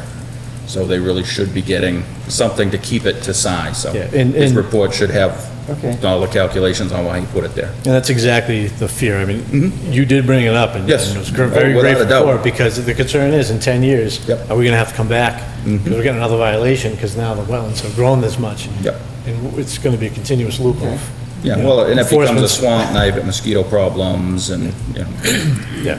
because you don't have the proper So there is space. no water in that upper section? What? Yep, up to 372. Okay. And even this wetland down here, Go back one more. it's 'Cause you expanded could definitely see it. significantly In the since roadway. You can see the green running right through 2011. This field used to, I don't want to call it be high and dry, but they used to hay it all the time. it. Try one more time. And I know it was one of they those. tried to hay pictures, this that's where I field, came and up you with can't where get it 10 feet was. inside that field now without There it sinking is, right there. the tractor. So this wetland line, the soil's become hydrated, saturated. What's caused that? That's, Just the road? well, I mean, this I wouldn't say is the road. This is downstream. This is the stream that comes across Leominster Shirley Road. So the water that's charging this is coming from, you know, Industrial Drive and up that way. Yep. Yeah, there are natural springs up in that area, because it just all of a sudden pops. Pushed them up. And at the time they were doing Pioneer Drive, they were trying to decertify that as a perennial stream, and the water never stopped flowing. It flows all the time, so. It's higher. Yeah, so it definitely is a perennial stream running through there. You had mentioned, Brian, that you're taking the runoff from 133 and dumping into the storm basin on 151. Have we done the calculations? Because I thought that basin was sized for the driveway and the runoff on 151. Well, this, I'm just saying the natural topography of this site Yep, flows in that direction where there's catch basins in the street. And there's actually, there's no curb out there. It flows over land and gets into there. So so have you done the calcs for? we haven't done any calcs. So that's Okay. what it does today. That's what it did But back then, so. Yep, but I think that your basin was sized for just the runoff on 151. It wasn't sized for the additional runoff on 133. So Does that make sense? I don't have, I would have to get, or find the calculation of Okay. the drainage analysis from David Ross, which Okay. I've never seen, Yep, to see what was flowing into that. okay, What it was sized for. because if we've only sized it for the roadway on 151, Yeah. and now we're dumping all the additional waters off of 133, Yep. that basin could be grossly undersized to handle the runoff. Yeah, and I mean, it's been existing since this was built in 2012. Yep. There hasn't been any flooding of it or washout of it since, so. Yep. I'm assuming it's adequate, but Okay. I'll have to, I mean, I'll have to review those and counts. I'm just looking at this as a proposal from what should have come before us in 2012. So what were the conditions when you purchased it? Any alterations from there to now is what basically we're permitting, so. Okay. And none of that was taken into consideration when the stormwater was developed on 151. Okay. Mr. Chairman? I have Mr. One question. Jones, yes. Where you have the earthen berm proposed, Yes. would there be a way to just swing that out so it would stay either outside the 30 or right on the edge of the 30? In that little, there's one little area where it crosses through the 30? Yeah, there was one area, I didn't do it just because this is the current edge of gravel. Okay. And I'm trying to, if we can permit the way it exists today, Okay. I want to maintain that, if that's something the So that is, commission will that's the allow. existing That's the existing edge of gravel. Okay. Yeah. The proposed 24-inch culvert, you're 371 and a half at the invert on the north side. Yes. And it looks like the roadway is somewhere around 375. Yes. 374, 375. I would just caution that with the equipment that will run over that, to make sure that you have adequate cover over that pipe to make sure you don't crush it again. Yeah. Especially towards the north, I think it dives down on the south side, I think you're fine, but, you know, if you're around 18, 24 inches of cover, you're starting to push the limits of. Yeah. We've, the type of pipe I haven't really selected, but we work with ADS all the time, and I spoke with our sales rep, and just even 12-inch ADS pipe with a foot of cover is rated for HS25 loading, for active loading of trailer trucks, and, you know, they said it would be no problem, and when I told them we had a couple feet of cover, so whether we go with, you know, a steel pipe or a concrete pipe or a HDPE pipe, which, you know, is what I spec'd on it, because it's cheaper, it's lighter, it's easier to install. You know, I could always have them provide me a spec data or something if you want to see it to make sure. As long as you guys consider the traffic, that's, Yep. we just want to make sure it continues to function. Yep. I mean, at this point, if the truck falls in it, that's more on you than us. Just so, probably. yeah. So I guess back to Kenny's point, we should probably just quickly address the violations in the 30-foot no-touch zone. Is it generally the commission's expectation that all of that will be remediated outside the 30-foot, or are we good leaving it disturbed? Just to give Brian some direction. I myself would obviously like to see the 30-foot restored. Yeah, I mean, it looks like there's really only two little portions, maybe a third where it's disturbed. Yep. And it doesn't look like it's all that much. And I would like to kind of draw your attention to Well, it is a 60 scale, so a little is relative. that line, so that edge of pavement line is here. And I don't have it continuing over, but this first line is shown. So back in 2011 or 12, we were outside the 50 in that location. But because this bulb expanded, that's what pushed it over into the 30-foot.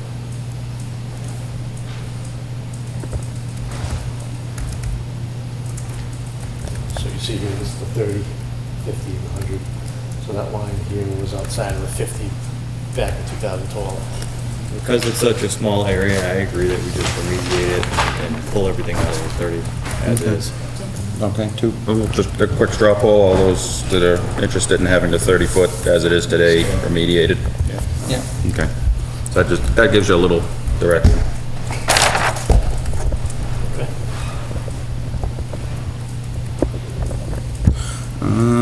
Second question I did have, so stormwater basin, and you said you did have riverfront alteration numbers? Yes. Okay, because there weren't any on your application. So, it's kind of a confusing application to make because it's after the fact. So this is what I put together this afternoon. The top page is what was existing in 2011.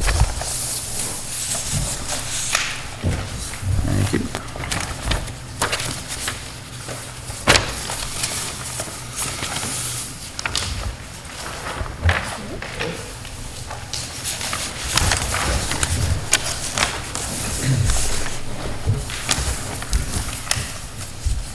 So the top page here is, you can see the thick black line is the property line, and all of the impacts are within the 100 to 200 foot riverfront area. You can see from the existing plan, all of that area was previously disturbed. So there's pavement, the landscaped areas all have grading. They're off grading from the pavement areas, driveway areas, gravel driveway areas. So if you quantify the 15,835 square feet, all of it's disturbed, it was previously disturbed. Looking at pervious and impervious coverage of them, the big brown area in the middle is gravel, so I did not include that as impervious area. I only included what was bituminous pavement and house rooftop. So resulted in 4,944 square feet, which is a 31% impervious coverage. And then if you look at what's proposed out there today,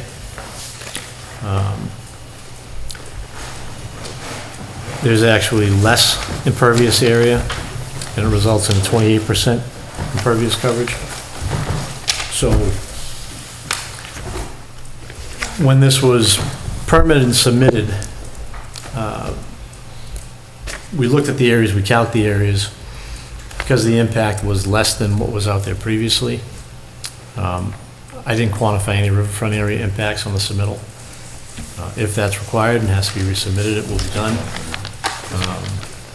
But I think it was important to show that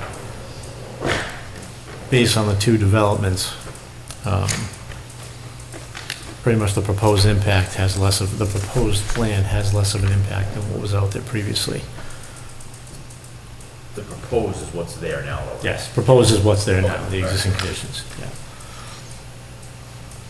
And that's what was built when the roadway went in, they put the scale house in. So this has been the way it is on this plan now, since then.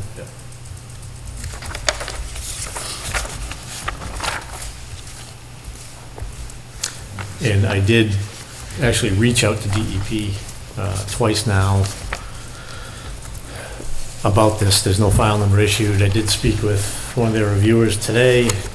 There's, as Matt said, they have staffing and vacation issues right now, but they have some problem going on with their program that can verify whether checks have been cashed and cleared. So they can't issue file numbers until they can verify checks have been cleared. So that's been the biggest holdup. And this is probably the 5th project now I've gone to meetings without DEP numbers, and they have to get continued for We had a in the bunch last tonight, month. huh? So it's not a recent problem. It's been happening now for a while.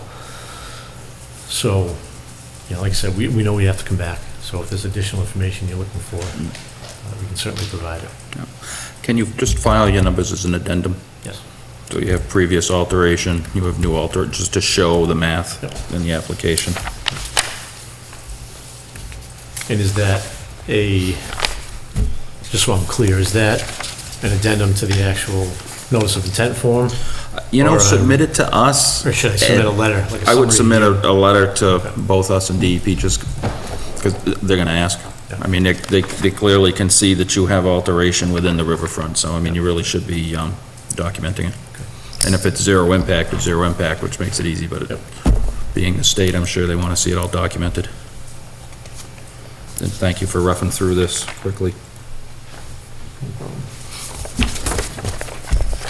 It actually looks better than than the one I had my engineer work on for me, so. Okay. Good call, Joe. Yeah, so basin, riverfront, you show the existing pre-development, and a report from Ecotech, so those answer my current questions at this point.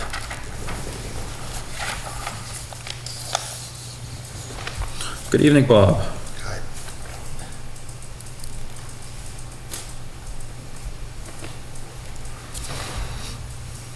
All the kids in bed.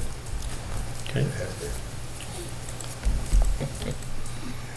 I have no, Mr. Chairman, I have no idea what you could do about it, but, you know, back to the connecting of the wetlands, from the next graph down, it looked like the lower wetland had grown even more than the upper one.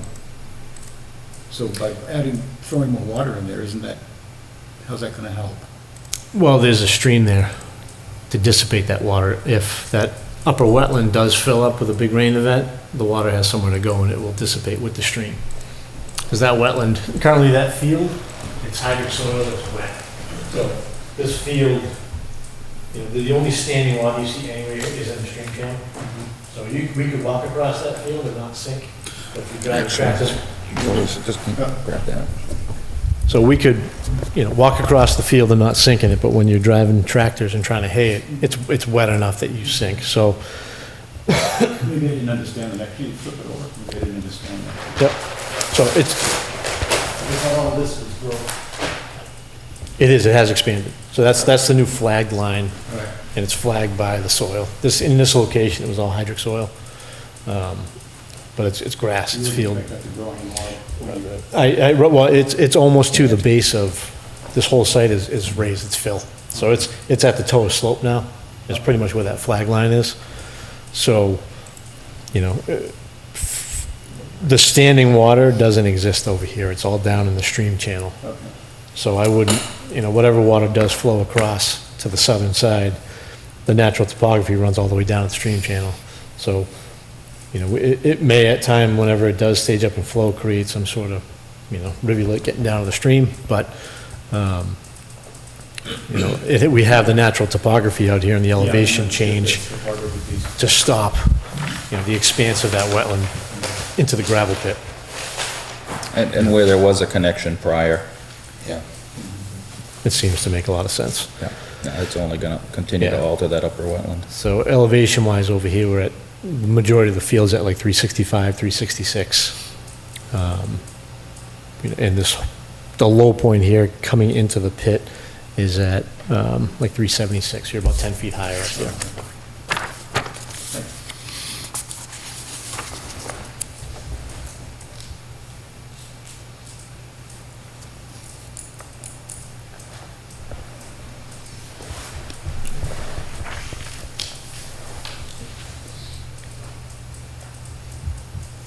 Any other questions?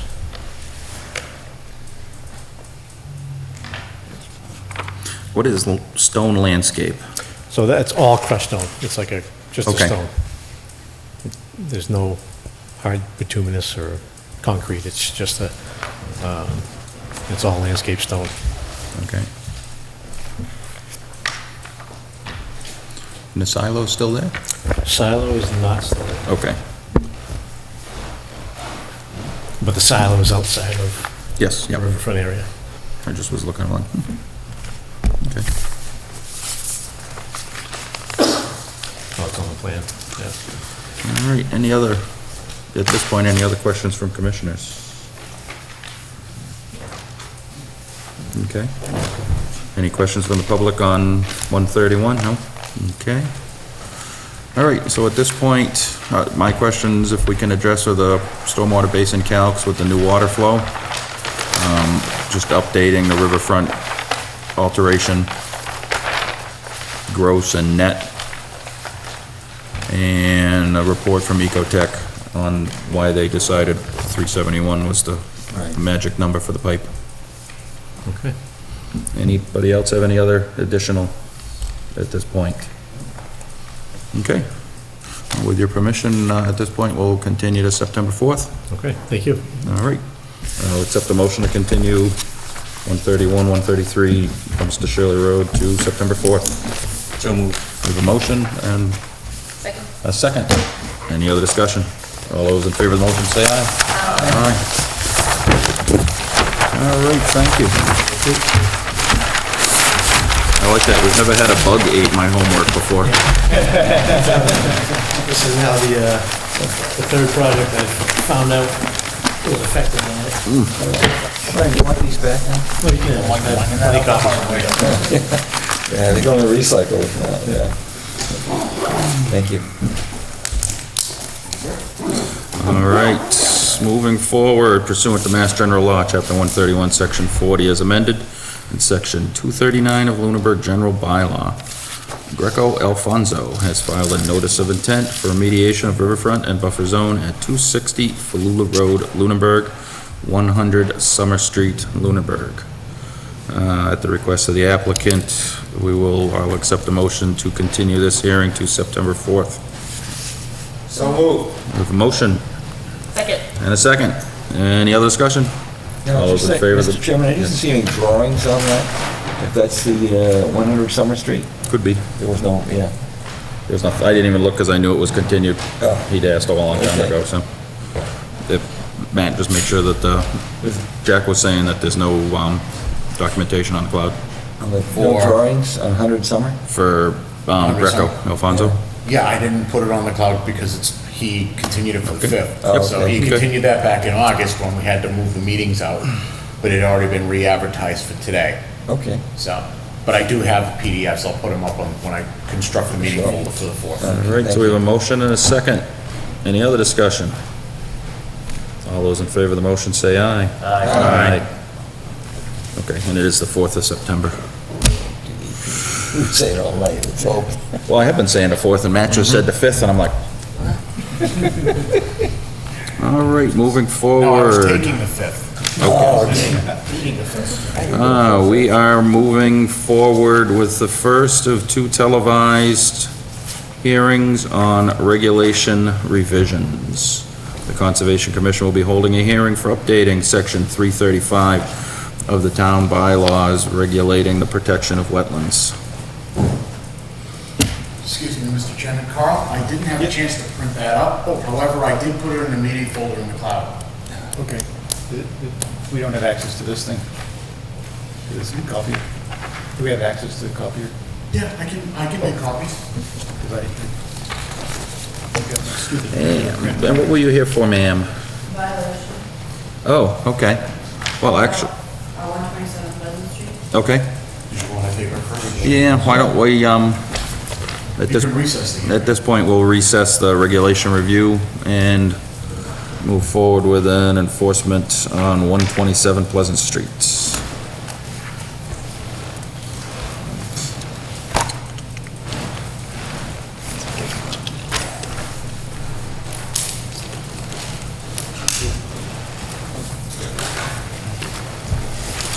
Good evening. Hi. And when Matt's done, he can just give us a quick update on the enforcement issue. Sure.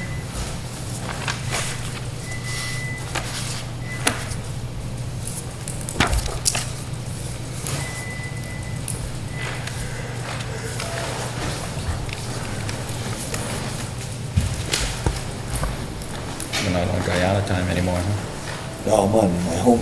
Was it 5:30 this morning, I'm writing Mr. something. Chairman, I mean, I can update it from here if that's okay. Just use Mike.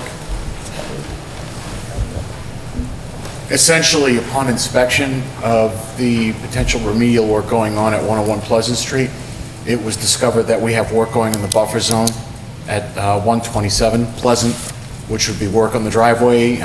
There's some grading going on, well, cuts. It looks like you're looking to build a new retaining wall. Move the retaining You wall. move the retaining wall. My Okay. driveway is on the land of 101, so I wanted to get the driveway off and be done with Okay. the owner. Okay, so at this point, you're looking to move any structures that are over the property line, which is the side that the wetlands are on, further from the wetland? Correct. Okay. At this point, if you can work with Matt to get us a diagram of what you're looking to do, just so we have a record of it. Most of it's done. Okay. The land is already moved. Okay, so we would still need just a filing so that we... Retroactively do an RDA. So we would, yeah, so we would, we're gonna do the filing like it hasn't been done yet, Okay. so that we have it on the record of what was done, what was moved, and what will be existing after you're done with your work there. Okay. So we just have to have that on file. Okay. So we can work with Matt on getting the proper documentation, Okay. and then we can hear it at our next hearing, September 4th, and just review it, and then we can, if we have any questions on what was done, we can ask it at that time. Sure. And then that way there, once approved, we'll have it in our files in perpetuity. Okay. So, Unfortunately, I have not been out to see the site yet, so, but Matt, you have? Yes, I have. Okay. And you have no problems working with Miss Helbedel? Helbedel? No, not at all. Okay. So if you wouldn't mind contacting Matt, either tomorrow or Monday, and just set up a quick meeting with him. Can I get a correct phone number, because the one I have, and I left a message, some gentleman called and said, this is not Matt Morrow.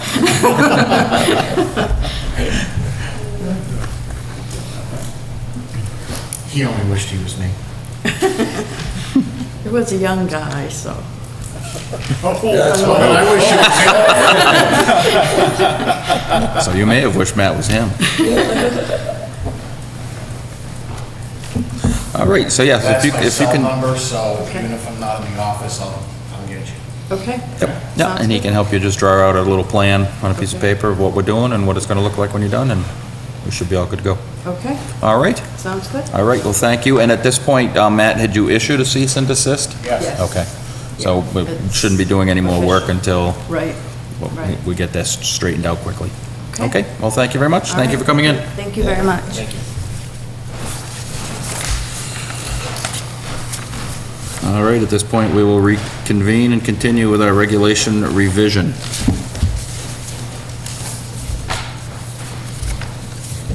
Does anybody have somebody took my revisions.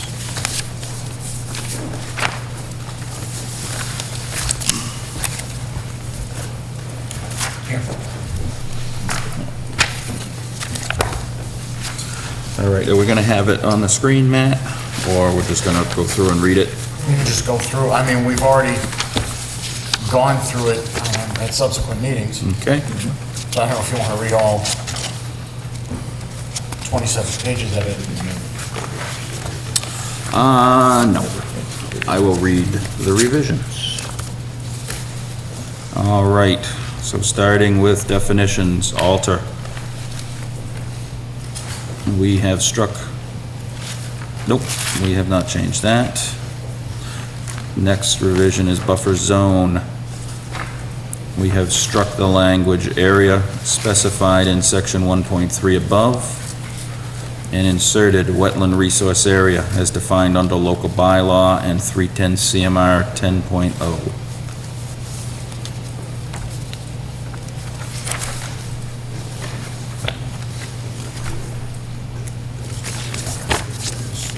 Next revision in definitions, under determination of applicability, we have added the language.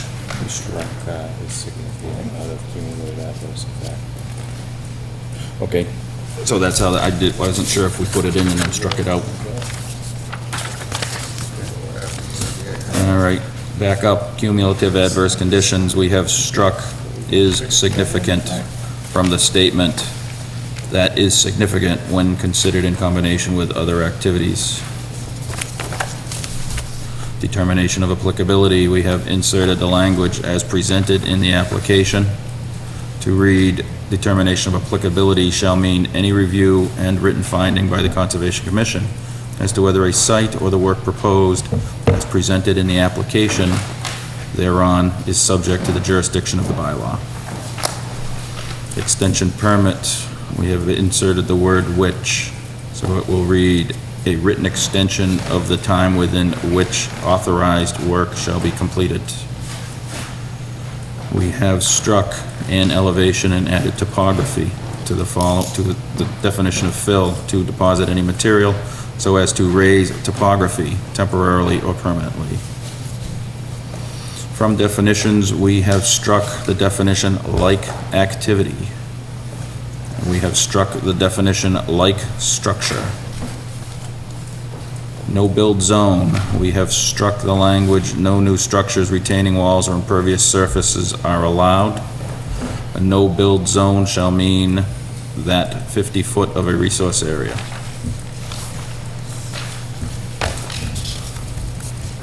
Does anybody have any questions or comments as read so far? I think maybe the only comment for the public is the items we struck, I believe, were struck because they're not used in the document. So we didn't feel a definition was required. Okay, yes, the like activity and like structure. Thank you for clarification. Definition, notice of intent, we have added the abbreviation NOI. So it will now read, notice of intent, NOI, is the written notice filed by any person intending to alter an area subject to protection under the bylaw.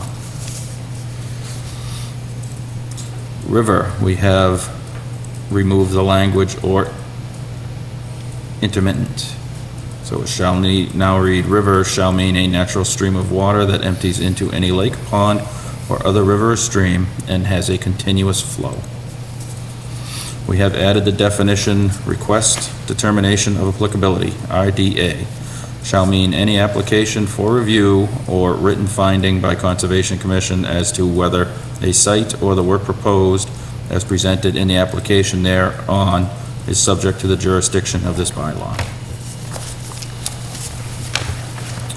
Time period, so we have added the language observed by the town of Lunenburg. So it shall read, any other time periods shall be computed on the basis of calendar days unless the last day falls on Saturday, Sunday, or legal holiday observed by the town of Lunenburg. We have added the language or regulation to the definition of waiver, which shall now read, waiver shall mean an authorization from the Conservation Commission to an applicant for a deviation from the terms of the bylaw or regulation. And that is the extent of the changes to definitions. Mr. Chairman, just procedurally, I did want to discuss and put on the table that we don't have a definition for structure. I don't know if you want to address that now or go back and just, while you're on a roll, just go through the whole document and then come back with... Let's go through the whole document, and then if we have additions or some, I mean, this is what we've worked on at this point. I think to stop, to bring up a whole new subject may kind of confuse the issues. Yeah, and that's why I suggest that is the best approach. Okay. I want to make sure you agree. It looks like we fixed a Scribner's error in actions by the commission. The typo now reads MGL, Chapter 30, as opposed to TGL. Submission for request for determination and notice of intent. In the statement that read, late submission of material will be interpreted, and we have changed the will to a can, so I'll now read late submission of material can be interpreted as a request for continuance. We have struck photographs. Yep. And another Scribner's error in the first line, in order to ensure adequate or proper review, it now reads in order to ensure adequate, proper, or review. We have struck from that paragraph, photographs are appreciated, which was a statement amongst itself. Moving down, plans must include for all submission and show. We have added the 100 and 200 foot riparian zones as information that needs to be on the map. We have added as applicable to the sentence, area of disturbance in buffer zone drawn on map and stated as square foot or acres as applicable. We have removed the statement, individual tree removal within the buffer zone for single-family lots for development, so that the entire list reads, area of disturbance in buffer zone drawn on map and stated as square foot or acres as applicable. You also must show the trees. Canopy is replacing understory. Show the trees, canopy line prior to and upon completion of construction with a notation of the approximate number of trees to be removed. And we added the statement, trees to be removed within the 30-foot no-touch will be identified individually. Next addition, all site utilities, existing and proposed grades, any other information required by the Conservation Commission filing checklist. In the next paragraph, we added the word photographs. So it now reads, plans, drawings, sketches, photographs, and calculations shall be dated and signed by the person responsible for their preparation. In the next paragraph, Looks like a Scribner's error, all changes made to a notice of intent. We scratched an notice of intent. The next one looks like we struck the conservation and added the conservation, so that's not a change. 4.3.1, request for determination of applicability, public hearing. We added the word calendar, excluding holiday and weekends. So it now reads, notice of the time and place of the public hearing shall be given to the commission at the expense of the person making the request, not less than 5 calendar days excluding weekends and holidays, prior to such meetings by publication in a newspaper of general circulation in Lunenburg. When we added the following sentence, the applicant shall be responsible to notify all abutters, and we've added all words following: by certified mail, certificate of mail, or hand-delivered, with signatures of abutters, and sent no less than 7 calendar days prior to the scheduled hearing. Such notice will clearly identify the land on which the project is proposed and describe the general nature of the project. Notice shall include the date, place, and time of said hearings and where the plans may be reviewed. Next paragraph, we scratched 21 business and included 21 calendar, so it now reads, within 21 calendar days of closing the hearing, the commission will make its determination.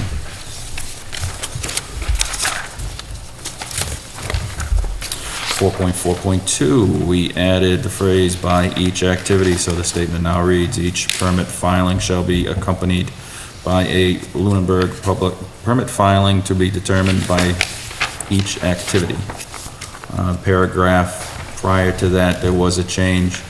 We struck business and added calendar, so it now reads, if such notice is provided, the commission shall not take action until those notified have had 14 calendar days from receipt of notice to written comments and recommendations to the commission.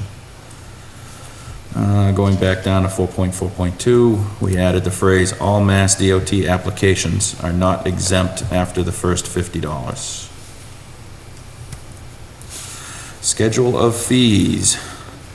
Basic fees, we have struck e.g. house addition from the fee, basic single minor project, or any other activity, any other accessory residential activity, and added the phrase, as outlined in the state notice of intent, category 1B through G. And the next fee, we added extension of residential structures and added the following language as outlined in state notice of intent, category 1A. In the fourth fee, subdivisions, cost per project $250, and we added the following, plus $1 per linear foot within the buffer zone or riparian corridor.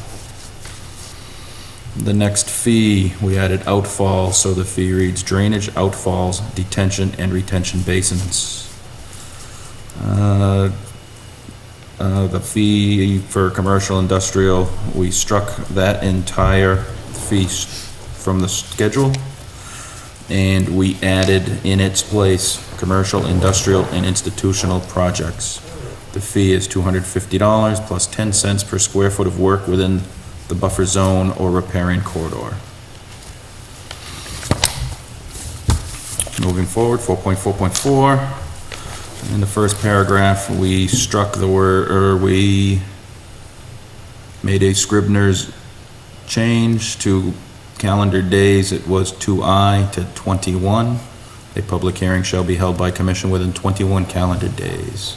At the end of that paragraph, we struck the word business and added calendar days, excluding weekends and holidays, to read, the notice of the time and place is said hearing shall be given by the commission at the expense of the applicant no less than 5 calendar days, excluding weekends and holidays, prior to such hearings by publication in a newspaper of general circulation in Lunenburg. Looks like there was a struck and an added I, so there's no change. In the next sentence, we added the phrase, certificate of mail or hand delivery with signatures of abutters. It now reads, the applicant shall be responsible to notify any abutters by certified mail, certificate of mail, or hand delivery with signatures of abutters. Following area, public hearings may be continued. We struck the words as follows, and we struck the first line of the reasoning for public hearings. So now it reads, public hearings may be continued with the consent of the applicant to an agreed-upon date, which shall be announced at the hearing. Did I miss one? 4.4.5.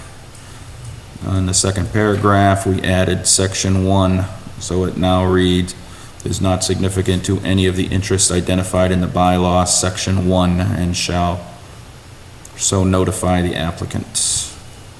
2 more paragraphs down, we struck the word part and added the word section.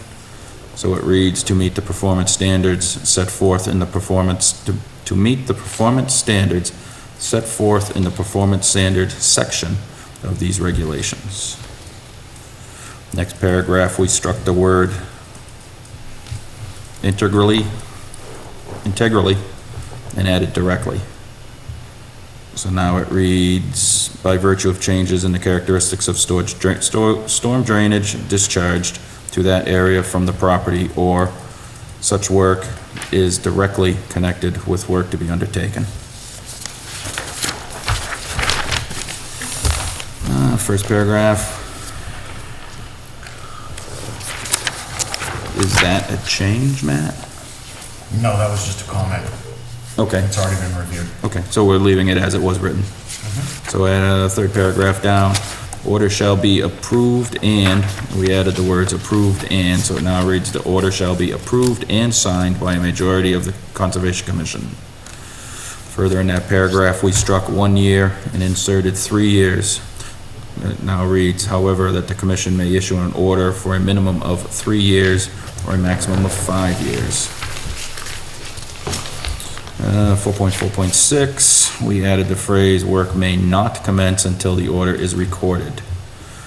So it now reads, work may not commence until the order is recorded. If work is undertaken without the applicant first recording the order, the issuing authority may revoke the order of conditions. And the last line of the page, such as appeals, has been struck, so it now reads, where no work has begun on the project within a period of 3 years from the date of issuance of the order, except where such failure is due to unavoidable delays in obtaining of other necessary permits.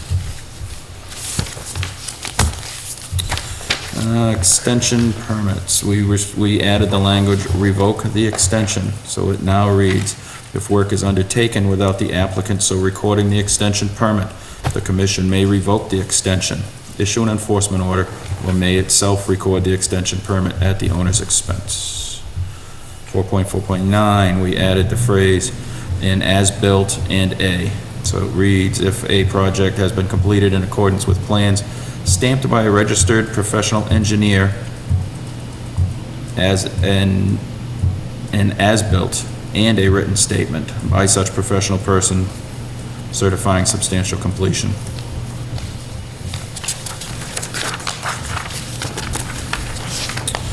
And we added the phrase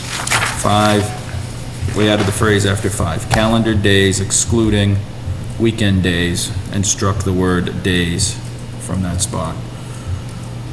The commission, at the expense of the applicant, no less than 5 calendar days excluding weekends and holidays prior to such hearing. And we added at the end of the paragraph, certificate of mail or hand delivery signed by a butter. The applicant shall be responsible to notify all abutters by certified mail, certificate of mail, or hand delivery. One signed by abutters. Moving down, a scrivener's change, which was 20 days, now reads 21 days, with 21 days of closing the hearing. We added the phrase approved and, so it reads, said determination shall be approved and signed by a majority. We added the following under this line, the decision of the commission may be appealed according to the provisions of Mass General Law, Chapter 249, Section 4, and we added the following. The commission may extend an order of resource area delineation for up to 3 years. The request for an extension shall be made by the commission in writing at least 30 days prior to the expiration of the order.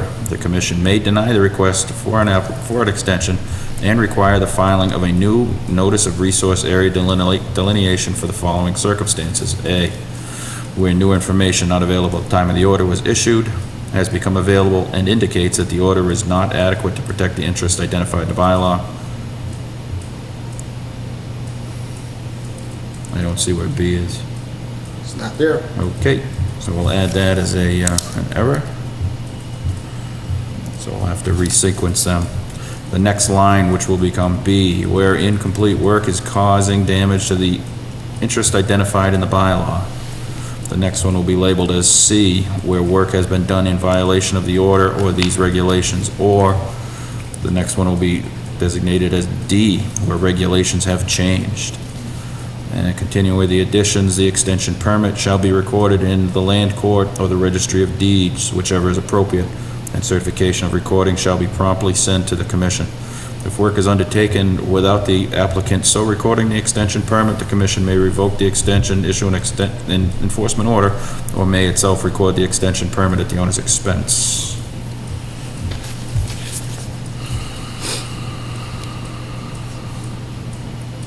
So there's a comment, insert language concerning legal advertising. What is that? Back at the beginning of that page, public hearing shall be held by commission within 21 days of the receipt of said notice.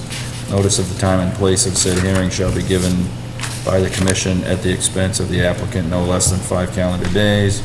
Blah, blah, blah. The applicant shall be responsible to notify all abutters by certified mail, certificate of mailing, or hand delivery, signed by a butter. And you have comment, insert language concerning legal advertising. I think the subject was brought up, that the subject of the language concerning the legal ad was brought up, and I believe we addressed it at it earlier. Okay. I see Katie sneaking out.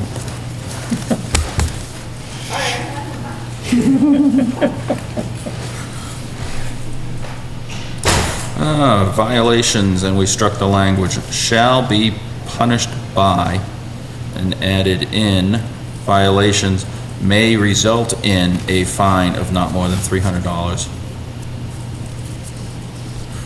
each day or portion thereof of continuing violations. What's that? Page 15, top of page 15. Top of page 15. First paragraph. Second sentence. Thank you. I'm not out of, you're out of line or I'm out of line? No, you're No, fine. you're, okay. I'll follow right along. Read those Okay, those just wanna up. make sure. Read those up. I can't see red. I'm red-green colorblind. I'm fighting like hell to see this thing. Oh. All right, and we added the language, at the direction of the Lunenburg Conservation Commission, comma, we added that language, we struck the clerk and inserted language town council. So it now reads, at the direction of the Lunenburg Conservation Commission, town council may record in the registry of deeds a conservation lien equaling the decision of the Conservation Commission. We struck the entire sentence, members and agent of commission may lawfully enter upon privately owned land for the purpose of performing their duties under the bylaw and these rules and regulations. That entire statement has been struck. 5.1 violation letter, we added the language certificate of mail. It now reads, the notice will be mailed at least 48 hours prior to the hearing by certified mail, certificate or mail, or by hand.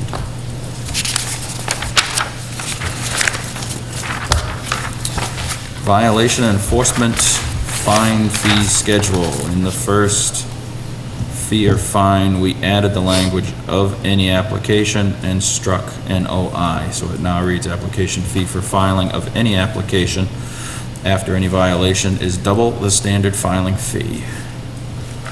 On the last finer fee, we added 100, so it now reads daily offense fines of $100 to $300 per day.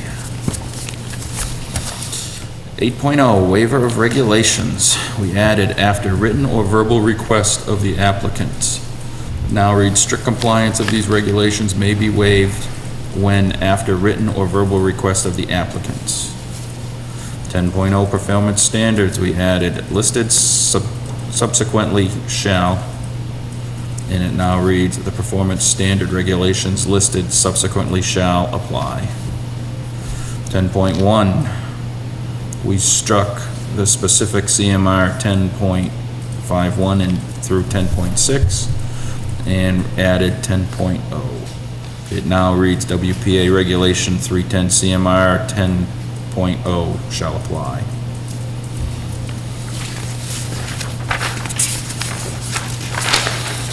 Ooh, there's a lot of red in this one, Chad. Well, I mean, on the bright side, you didn't do anything past page 19. Well, that's good. I'm on page 18, woo-hoo. All right, we struck the language with at least 2 years' experience and added in qualified. Other competent professional qualified in wildlife habitat evaluation. And we added the following statement, the selected professional shall be subject to approval of the Conservation Commission. 10.5, we struck buffer zones and we added zones of jurisdiction. And we added the following zone of jurisdiction, 200-foot riparian zone. That section of land bordering a perennial stream horizontally from the edge of the mean annual high water mark. This zone is divided into 2 sections known as the 100-foot inner and the 100-foot outer riparian zones. We added the following zone, 100-foot buffer zone shall mean that area of land extending 100 feet horizontally outward from the boundary of any wetland resource area as defined under local bylaw and 310 CMR 10.0. Per section 2 of the bylaw, the buffer zone is a resource area. We struck the following, within 30 feet of a resource area, the commission does not allow any disturbance of the land, minor pruning, cutting of limbs, hand-dug tree planting, and hand-dug fencing is allowed with approval of the Conservation Commission. We added the phrase 50-foot buffer zone, struck the word within and added between 30 and, so that it now reads 50-foot buffer zone between 30 and 50 feet of a resource area. The commission does not allow building of new. We struck the words structure, retaining, and walls, and left the words structures. So it now reads, the commission does not allow building of new structures or impervious surfaces, and added the phrase retaining walls, decks, and other semi-pervious surfaces will be reviewed on a case-by-case basis for impacts to the resource areas.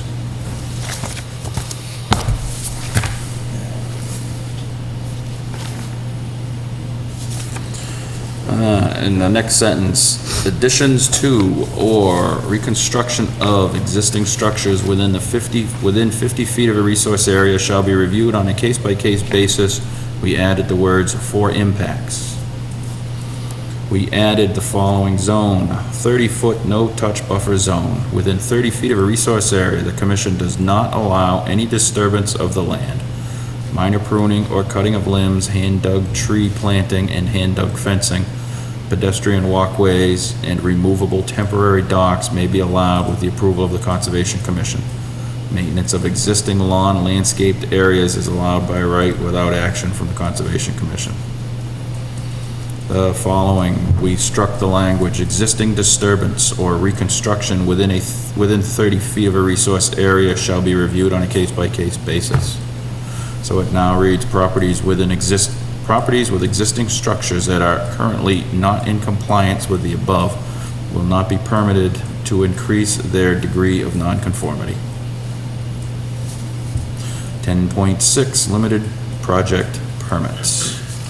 We struck the final sentence in the first paragraph, limited project status applies to agricultural work and forestry work only for the initial conversion prior to exempt status.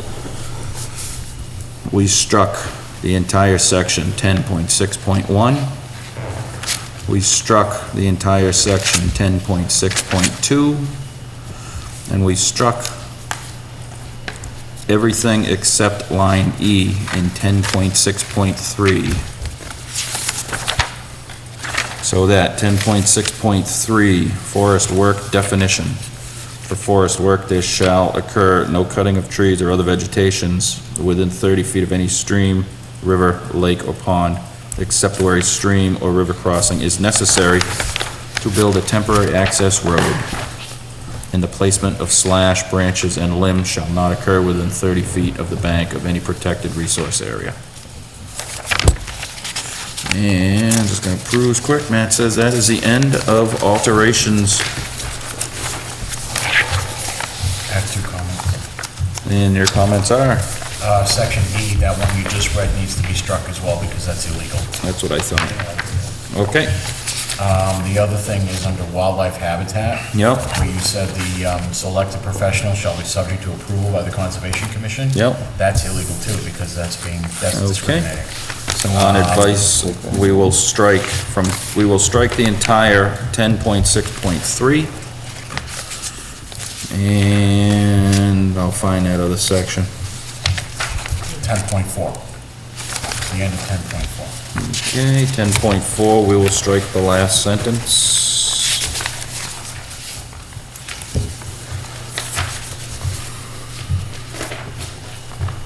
10.4, we will strike the last sentence. The selected professional shall be subject to approval. If they've got qualified people, you can't tell people who they can hire. As long as they're qualified. You don't have to accept results from a person that isn't qualified. You don't have to accept their results. How do you determine if somebody's qualified? You have the qualifications listed in your regulations here. Will you have your hand up for a question? No, after this. Okay. We have qualified listed in our, An evaluation of the applicant, have the adverse effect, let's see. That tells you right there. okay, Competent. That at least a master's degree in wildlife Perfect. biology. Okay. All right, so we'll strike the last sentence. Yes, Mr. Pease? The last time we had, at a previous meeting, okay, we looked at language for our administrator's approval process. And we looked for inclusion in these draft regulations, and it's not here.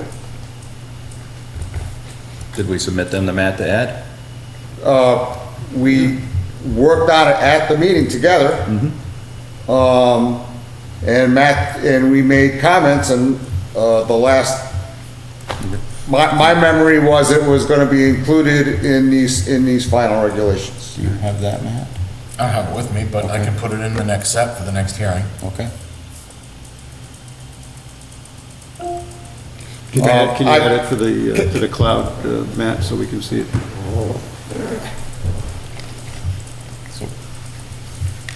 You can put that language in the cloud, so we can have it for the next. I'm not, we saw it, we wordsmithed it. We all sat there, we all wordsmithed it. We've never seen the final product. I would really like it if it could be, sent out to all, the final draft product could be sent out to all the commissioners for their review and comment. Okay. Unfortunately, we can't comment until the hearing. And I understand it. Just so I understand everybody's that. aware, we just can't. Okay. But I understand. Yep, no problem. All right, and you're okay with that? You can get that out? Okay. All right, any other questions on the changes that I've read that we had discussed?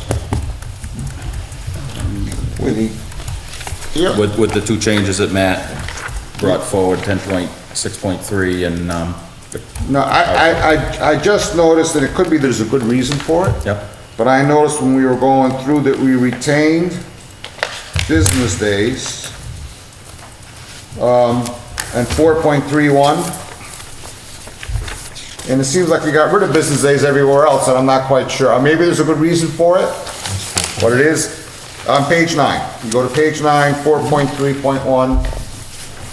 We retain business days there. And it seems like everywhere else we went. 4.3.1. 4.3.1. Determination, he's correct. We gotta change that to calendar. Okay, so the first sentence under 4.3.1, we will strike the word business. And put calendar. And insert the word calendar. He's correct. That needs to be changed. Okay. That's my And you're only other making the- comment. Did we make any changes now? Or- No, I can't, I Notice? don't have a Word version, but I'm taking notes on it. Okay, and you've got it on YouTube. All right, so we've struck the word business and added the word calendar, so we'll read within 21 calendar days of receipt of the complete request. Anything else that was noticed? You've memorized this, right, Jeff? Yeah. So you're extending the buffer zone to 200 feet, is that? or no? Well, the state has the Rivers Protection Act, which created its own buffer zones, which we did not have listed in our regulations. Okay, so you're So- just listing that. Yes, so we're just duplicating it in our regulations. Okay. So the Rivers Protection Act has two zones. From the edge of high water out 100 feet, that is the inner riparian zone. From 100 feet to 200 feet, that is the outer riparian zone. So there is different listings for the jurisdiction and the levels of development that can happen in those two zones. And there's maximum thresholds of how much work can be done in those zones Yeah. on a property. So that's when we had the last applicant before us. He was doing work that was in the riverfront, the outer riparian zone. So there's a 10% maximum threshold that can be allowed. We don't have to allow any. It's pretty open as to what we think should be done. So that's why we need to know the level of alteration in that riparian zone. So, Mr. it's just Chairman, another buffer zone, yes, On Mr. the, just because that was the area of my concern too, because when we get into the zones of jurisdiction, we're pretty clear on giving some good sense of what happens with 30 and 50. But all we do is define the 100 and 200. There's no indication of what they mean. So I don't know if we should add something there or just refer to the state document. Yeah, within the stream, you say perennial and intermittent, and perennial is deemed as a river, I believe. Yeah, no, that's not my point though. Oh, My point is, okay. we say, 100 foot is the inner riparian and the 200 is the outer, but we never say what that means to anybody. We never give what the limits are within the zones. No guidance in terms of what you cannot do, or even refer to some state document that gives you the So basically what it does, by listing it in our regulations, it allows us jurisdiction over those zones as well in our local permitting process. Because remember, this is a two-permit system. We issue the state permit under the state law, the state code, and the DEP regulations. Then we issue the bylaw permit under the bylaw and under the regulations that we read. So basically, it just mimics the state's definition so that when we use the language in the jurisdiction, when we give our local bylaw order of conditions, it just has coverage in there. But I'm not sure how much coverage it gives us. Gives us exactly what's listed in the state. But we never refer to state or anything. Well, I believe that, and correct me if I'm wrong, in our bylaw, we do list the Rivers Protection Act. That we accept all the language of the law and the regulations under the Rivers Protection Act. So it just duplicates it, is basically what it's doing. I'm comfortable with it the way it is. It at least calls the applicant's attention to the fact that they're looking at our regulations, if they're within 200 feet of a river. It calls their attention to the fact that, I should look into this, 200-foot thing, as opposed to, for us to try and duplicate what's in River Protection Act and our bylaw, I think is folly. So I'm comfortable with it the way it is. Yes, and if it was a case that we were trying to extend the authority, the 30 and 50-foot protection zones are extending our authority above the state law and the state regulation. Right, good point. Under the Rivers Act, we just accept the same authority that we have under the state law. Okay, that makes sense. Just one little, almost, I don't know if it's a typo, but on section 8, waiver of requirements. What page, John? Good question. 17. Thank you. I'm just wondering if in that very first sentence there, where we added the after written or verbal request, if that when should be there? If Is which, after written or regulations- verbal request of the applicant, Maybe waived when after written, is that? correct English? Sounds funny. Do we need the when? Strict compliance with these regulations may be waived when, and we should insert a comma, after Okay. written Okay. or verbal Maybe just- request of the applicant, comma, in the judgment Yeah. of the commission, such action would serve, yeah. Okay, great. So it's, Just insert the comma. there's multiple statements in there, so we're missing a comma, all right? Yeah, Jeff? You got a So question? just the POW, just to use them as an example, that wetland area expanded, I understand why they put a road across. So let's say that unlocking of that wetland system actually works, and it does reduce in 10 years down the line, they come and they say they want to put some stuff in there. Are we going to give them that reduction in the wetland now? Interesting question. Well, they'd have to reflag it. Yeah, technically, we would, if it's no longer a resource area, So yes. that's kind of, I mean, so you're going to tentatively force them to fix an area that's in now a 30-foot buffer area and repair that, where, and I think that hydraulic unlocking is probably going to work and drain into that riverfront area, but, and it would tentatively shrink that wetland area back to what it was, so, Yeah. you know, 10 years, they may come to us and say, now we want to do this, and stack pallets there, and it might reduce, so that you would. So in this specific case, in my personal thinking, I want to see the environmental engineer's conclusions as to why he put the pipe at that invert. My intention is to make sure that that wetland system does not expand. I have no intentions of allowing it to shrink. But it That's why I might, want to. Well, that's what my concern is. But again, I'm assuming it's going to. If not it works necessarily. the way it should. Not, I mean, if that pipe is now sitting at the high water mark that the wetland engineer has determined of the wetland should no longer expand. It should keep it at the size it's at because that pipe is at high water. If the pipe was not there, you have a high water today, which is obviously higher than the high water was 10 years ago. Yeah. So my personal target is to make sure that that high water doesn't increase, because they put the roadway in, so now they've obviously broken the hydraulic connection from the wetland system to the stream. So I would like to see the high water mark stay as it is today. That's why I want to see the report. My intention is not to let it drop at all, but to keep it as it is today. Kind of keep it status quo. Right, because, I mean, and technically, if you put it too low and now you've changed the wetland, you've really, you're in violation at that point because you've altered the wetland and you haven't permitted to alter the wetland. And then get somebody to sign off on a reduction of the wetland, I guess is the other. So you can flag something. Yeah, well, and, I mean, you can go back and say, well, that's a violation because now you've altered the wetland and you didn't have permission to alter the wetland. But that So- substantially affected the area Mhm. that they could use. Mhm. Yeah. it's- Well, and unfortunately, we have to take the conditions as they are today, the Yeah. buffer zones as they are today. It's an unfortunate case that they purchased the property in 2012 and never permitted it. So it's hard to look in the Wayback Machine to see where it should have been. We can only deal with the conditions as they sit today.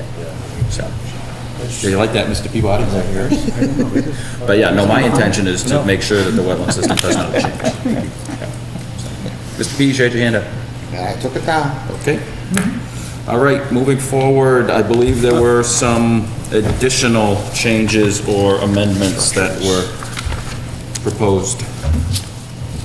Mr. Chairman, only one for discussion, because, you know, after all of the discussions we've had, every time we get to structure and what is the structure, I hate to let this opportunity of the regulation change pass without at least having a discussion. Just leave it right here. I can read the red one. I'm just talking about. And all I did, Mr. Chairman, you know, to have a word that's so vague, and we've had so many discussions over, that's not defined. We use it in the regulation, but we never define it. I'm just trying to stimulate a discussion on that, and what I've passed out is just this, Arlington has the same 50-foot no structure zone, and they defined it, so I just grabbed theirs to start a discussion. And we can have that tonight or at the next hearing after people have digested it and, you know, whatever you choose. but I think it would be great to try to end this process with a definition of a structure that we can live with.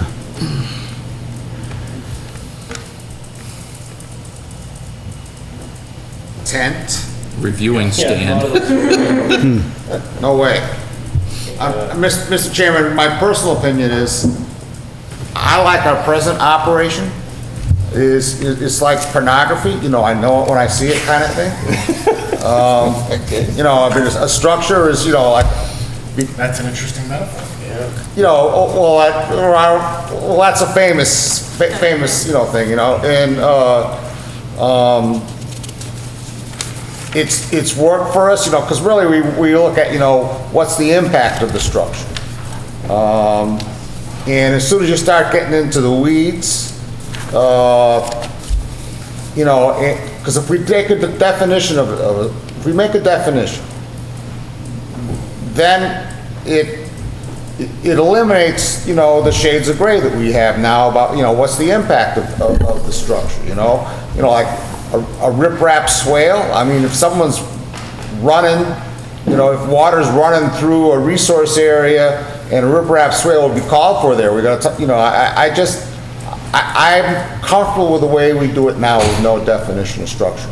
We've spent hours over the last 3.5 years that I've been on this commission trying to come up with a definition of structure, and we've never made any progress. Anytime we come up with something, you know, it gets shot down because as soon as you get into the weeds, and so that's my personal opinion on this matter. Thank you for allowing me the time.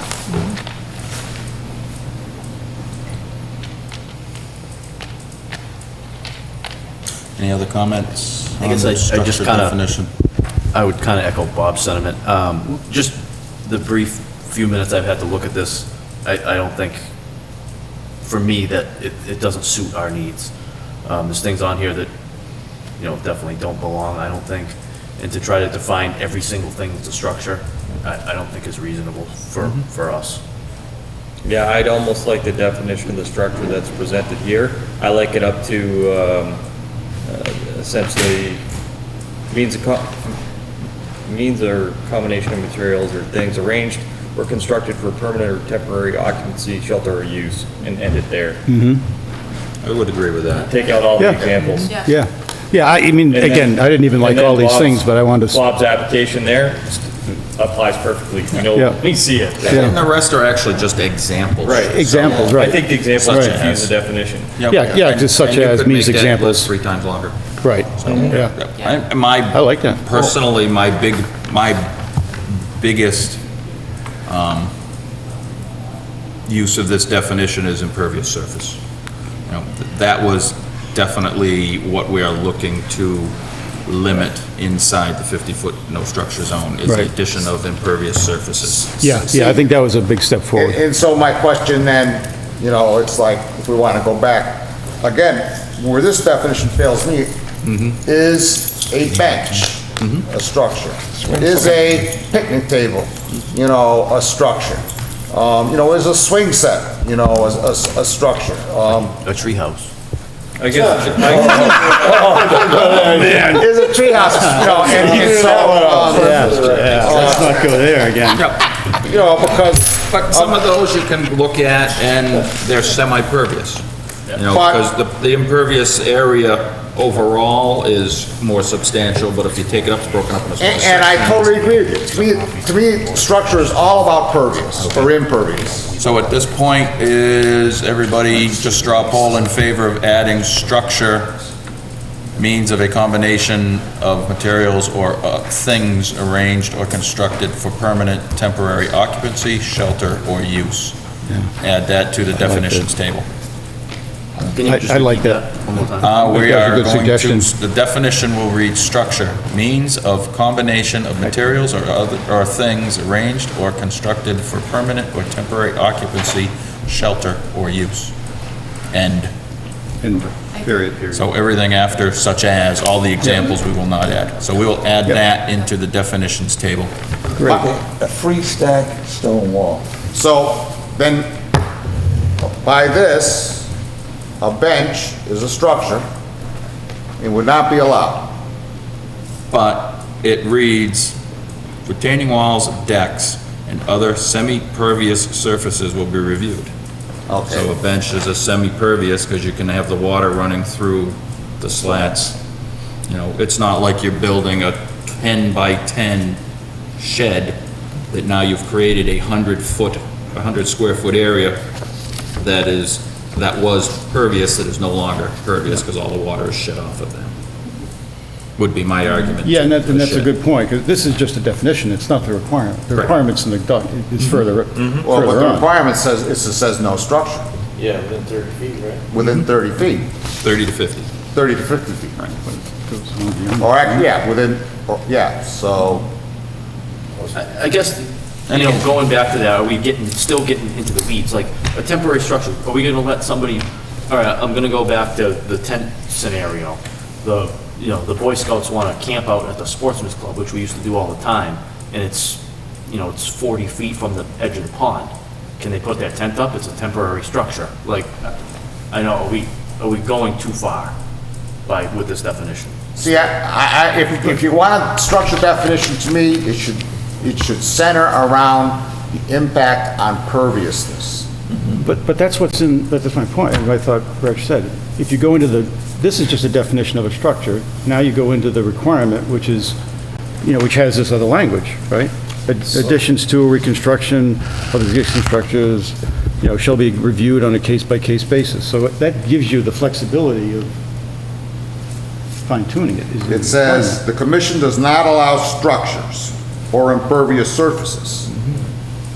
So it says that you don't allow benches, you don't allow, if it's a because this. Where does it say in a structure that the structure is necessarily a bench? That's my example, Yeah. okay? Yeah. I mean, I'm just throwing it- I'm just playing devil's I advocate. can see someone coming in, I got a bench in front of my unit, Yep. it's like,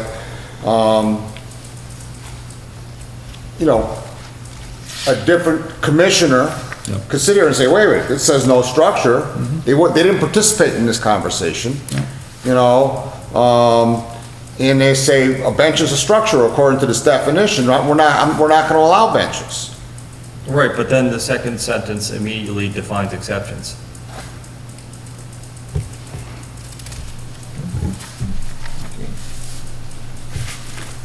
Because the commission does not allow building of new structures or impervious surfaces, retaining walls, decks, and any other semi-pervious surfaces will be reviewed on a case-by-case basis for impacts to resource areas. I would say, if you put in surfaces / structures will be reviewed. 'Cause to me, surfaces has to do with, stuff you're putting down like, gravel and stuff. I don't think of the surface as a structure. No, but I guess, and you're right, I mean, everybody looks at it different. Yeah. What I maybe to add to placing a bench, retaining walls, decks, temporary structures.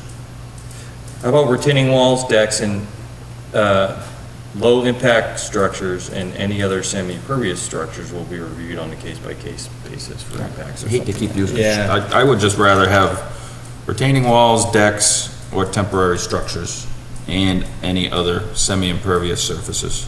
I'm fine with that. Yeah, I'm good with that. And I think you have to get rid of temporary in the definition of structure.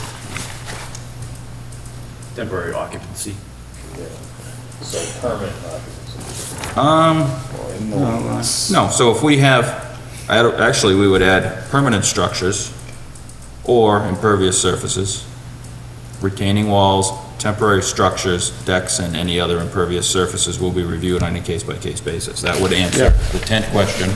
That would answer the bench question. Yep. And then that kind of limits us to, is it temporary or permanent? Now we're not worried about, is a bench a structure, or is it a semi-pervious surface? Right. Would be my idea of trying to incorporate, because honestly, if we don't have a definition for structure, we probably shouldn't have structure in the no structure zone, so. And I guess the only thing I would say is, no matter what we put in here, people are gonna, And find something. they're gonna question it, and we're gonna have to take everything on a case-by-case basis. Exactly. Yep. It always comes down to that, right? Yeah, for the weedy stuff, yeah. I mean, Yeah. if it's a shed, it's a shed. If Right. it's a pavement, it's pavement. Right. So- So, Treehouse. But I think doing the average allows us for areas like, Quonset huts. People put them up and leave them there for, a decade and never move them. This would give us some means, because those walls temporary, it's not, I can move it anytime I want, but they don't. Yep. right. Well, at that point, we can dictate how long temporary is when they're permanent. And That's a good point. So what changes, just so So see what the my whole thing would look like? suggestion is the commission does not allow building of new permanent structures or impervious surfaces. Retaining walls, decks, temporary structures, and any other semi-pervious surfaces will be reviewed on a case-by-case basis for impacts to resource areas. I support that. Yep, I do Yep. as well. Great. So long as it actually appears in the revisions that we get the next time. Okay. That it doesn't fall through the cracks. Are you listening, Matt?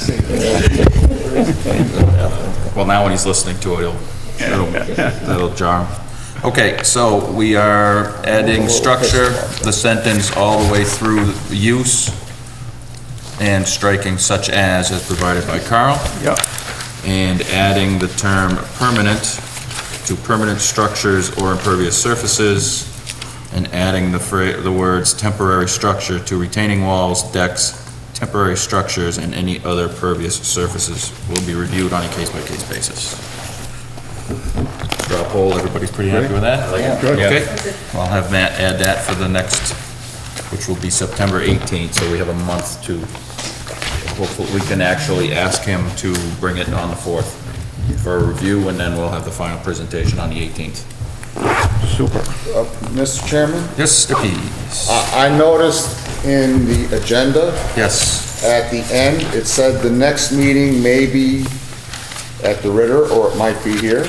All right, so given, as you've asked the question, given the events at May 29th with the overloading of the meeting room, I had asked Heather if the school department was still meeting here on the first Wednesday of the month, which is why we don't meet here both meetings of the month.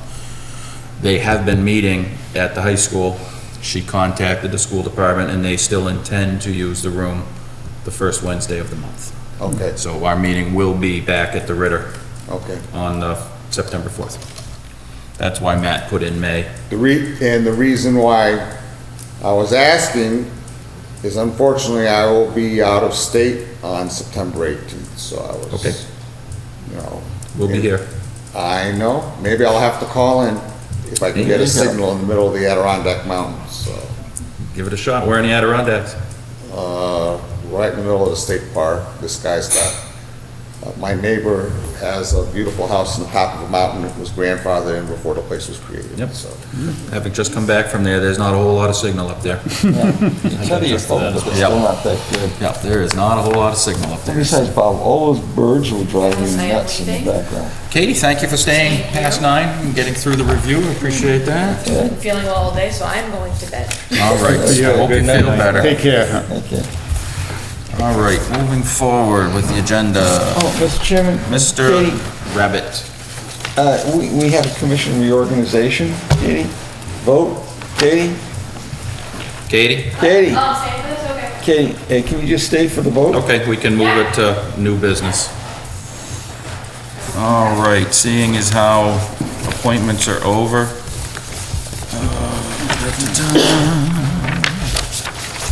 thank you, Jeff. All right, so we'll go through with reorganization. Before we start for nominations with chair, in light of recent events as a result of the May 29th meeting, there are concerns I may be a lightning rod in further dealings with Lake Shirley, and this should be considered during the reorganization of the chairman position. That being said, I will accept motions for chairman. Mr. Chairman?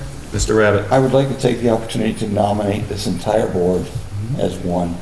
I am extraordinarily happy with the performance that's going on. Every one of you guys are working really hard and delivering beautifully. This this commission is running the best I've ever seen it run. The office is running beautifully. I truly believe that I would like to renominate the same team of people. I have tremendous faith in you, and I think we've done a really good job. And so I would like to make that nomination. Okay, we have a motion to renominate the entire board, which at this point is Richard Burse as chair, Todd Dwyer as vice chair, Carl Luck as clerk, and Bob Pease as treasurer. I agree. Okay, do we have a second on that motion? Second, and I would sentiment Jack's, all of his comments. I think Okay. that everybody's doing a great job.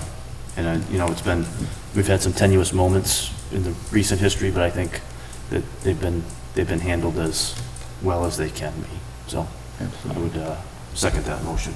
Okay, any other discussion or any other motions for chair or other positions at this point? All right, seeing none, we'll ask for a vote on the motion to reappoint the board as it sits currently, the officers. Or, I don't know if this has to be roll call, but we'll do roll call. Katie Childs? Aye. Ken Jones? Aye. Todd Dwyer? Aye. Jack Rabbit? Aye. Carl Luck? Aye. Bob Pease? Aye. And I vote aye, Richard Burse. So we are reorganized. Thank you, Katie, for Night, staying. Katie. Good night again. Good catch, Katie. Moving forward, I know Matt has no report on 63. We're waiting for the trees to root and leaf out for the spring. 127 was in, 4 Sunset was in. 134 Crawford is continued, but they do have a permit in.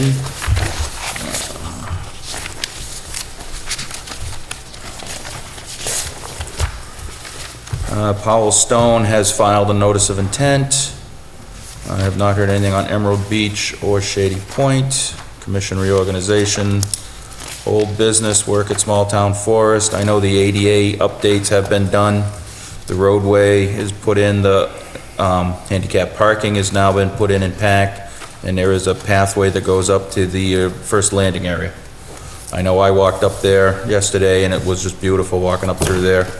It really has flushed out nicely. It's really growing back in. No report at 123 Hollis at the moment. Land acquisition, anything to report, Ken? I think we've got another meeting scheduled, just to go over some stuff, but, it's, the grant application is submitted and it's in the hands of the state right now. Okay.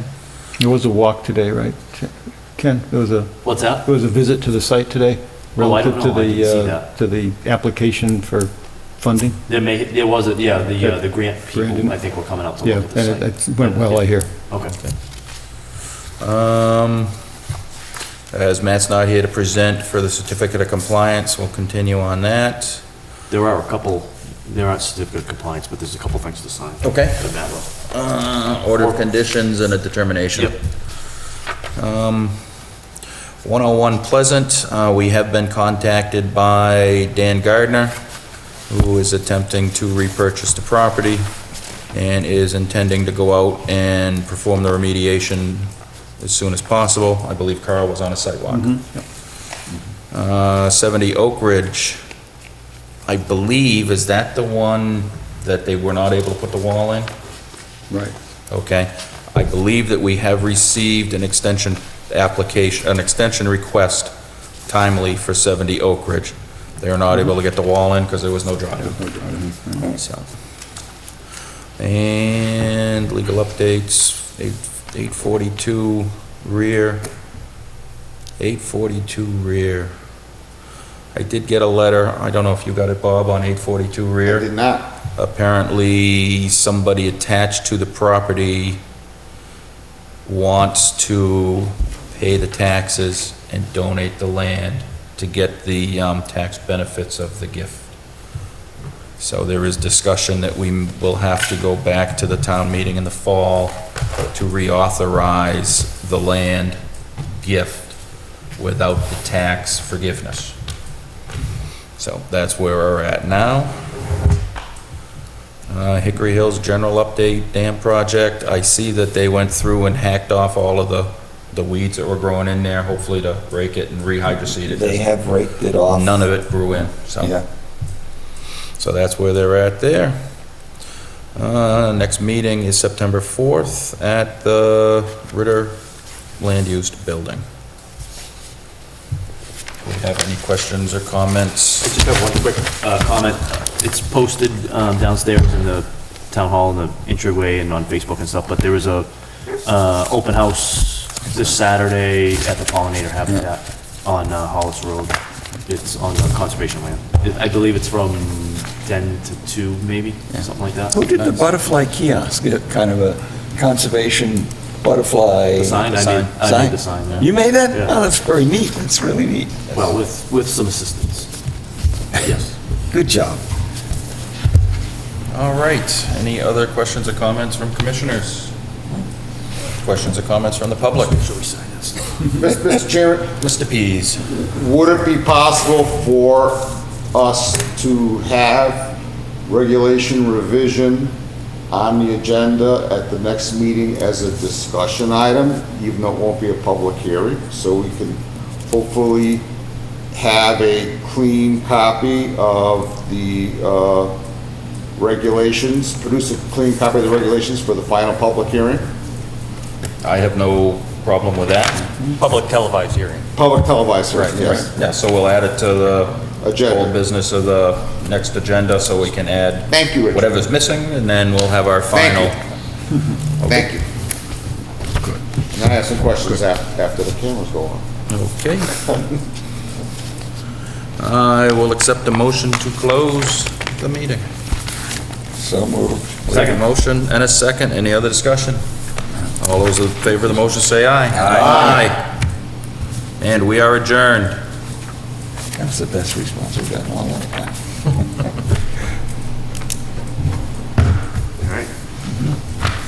Are we off the air?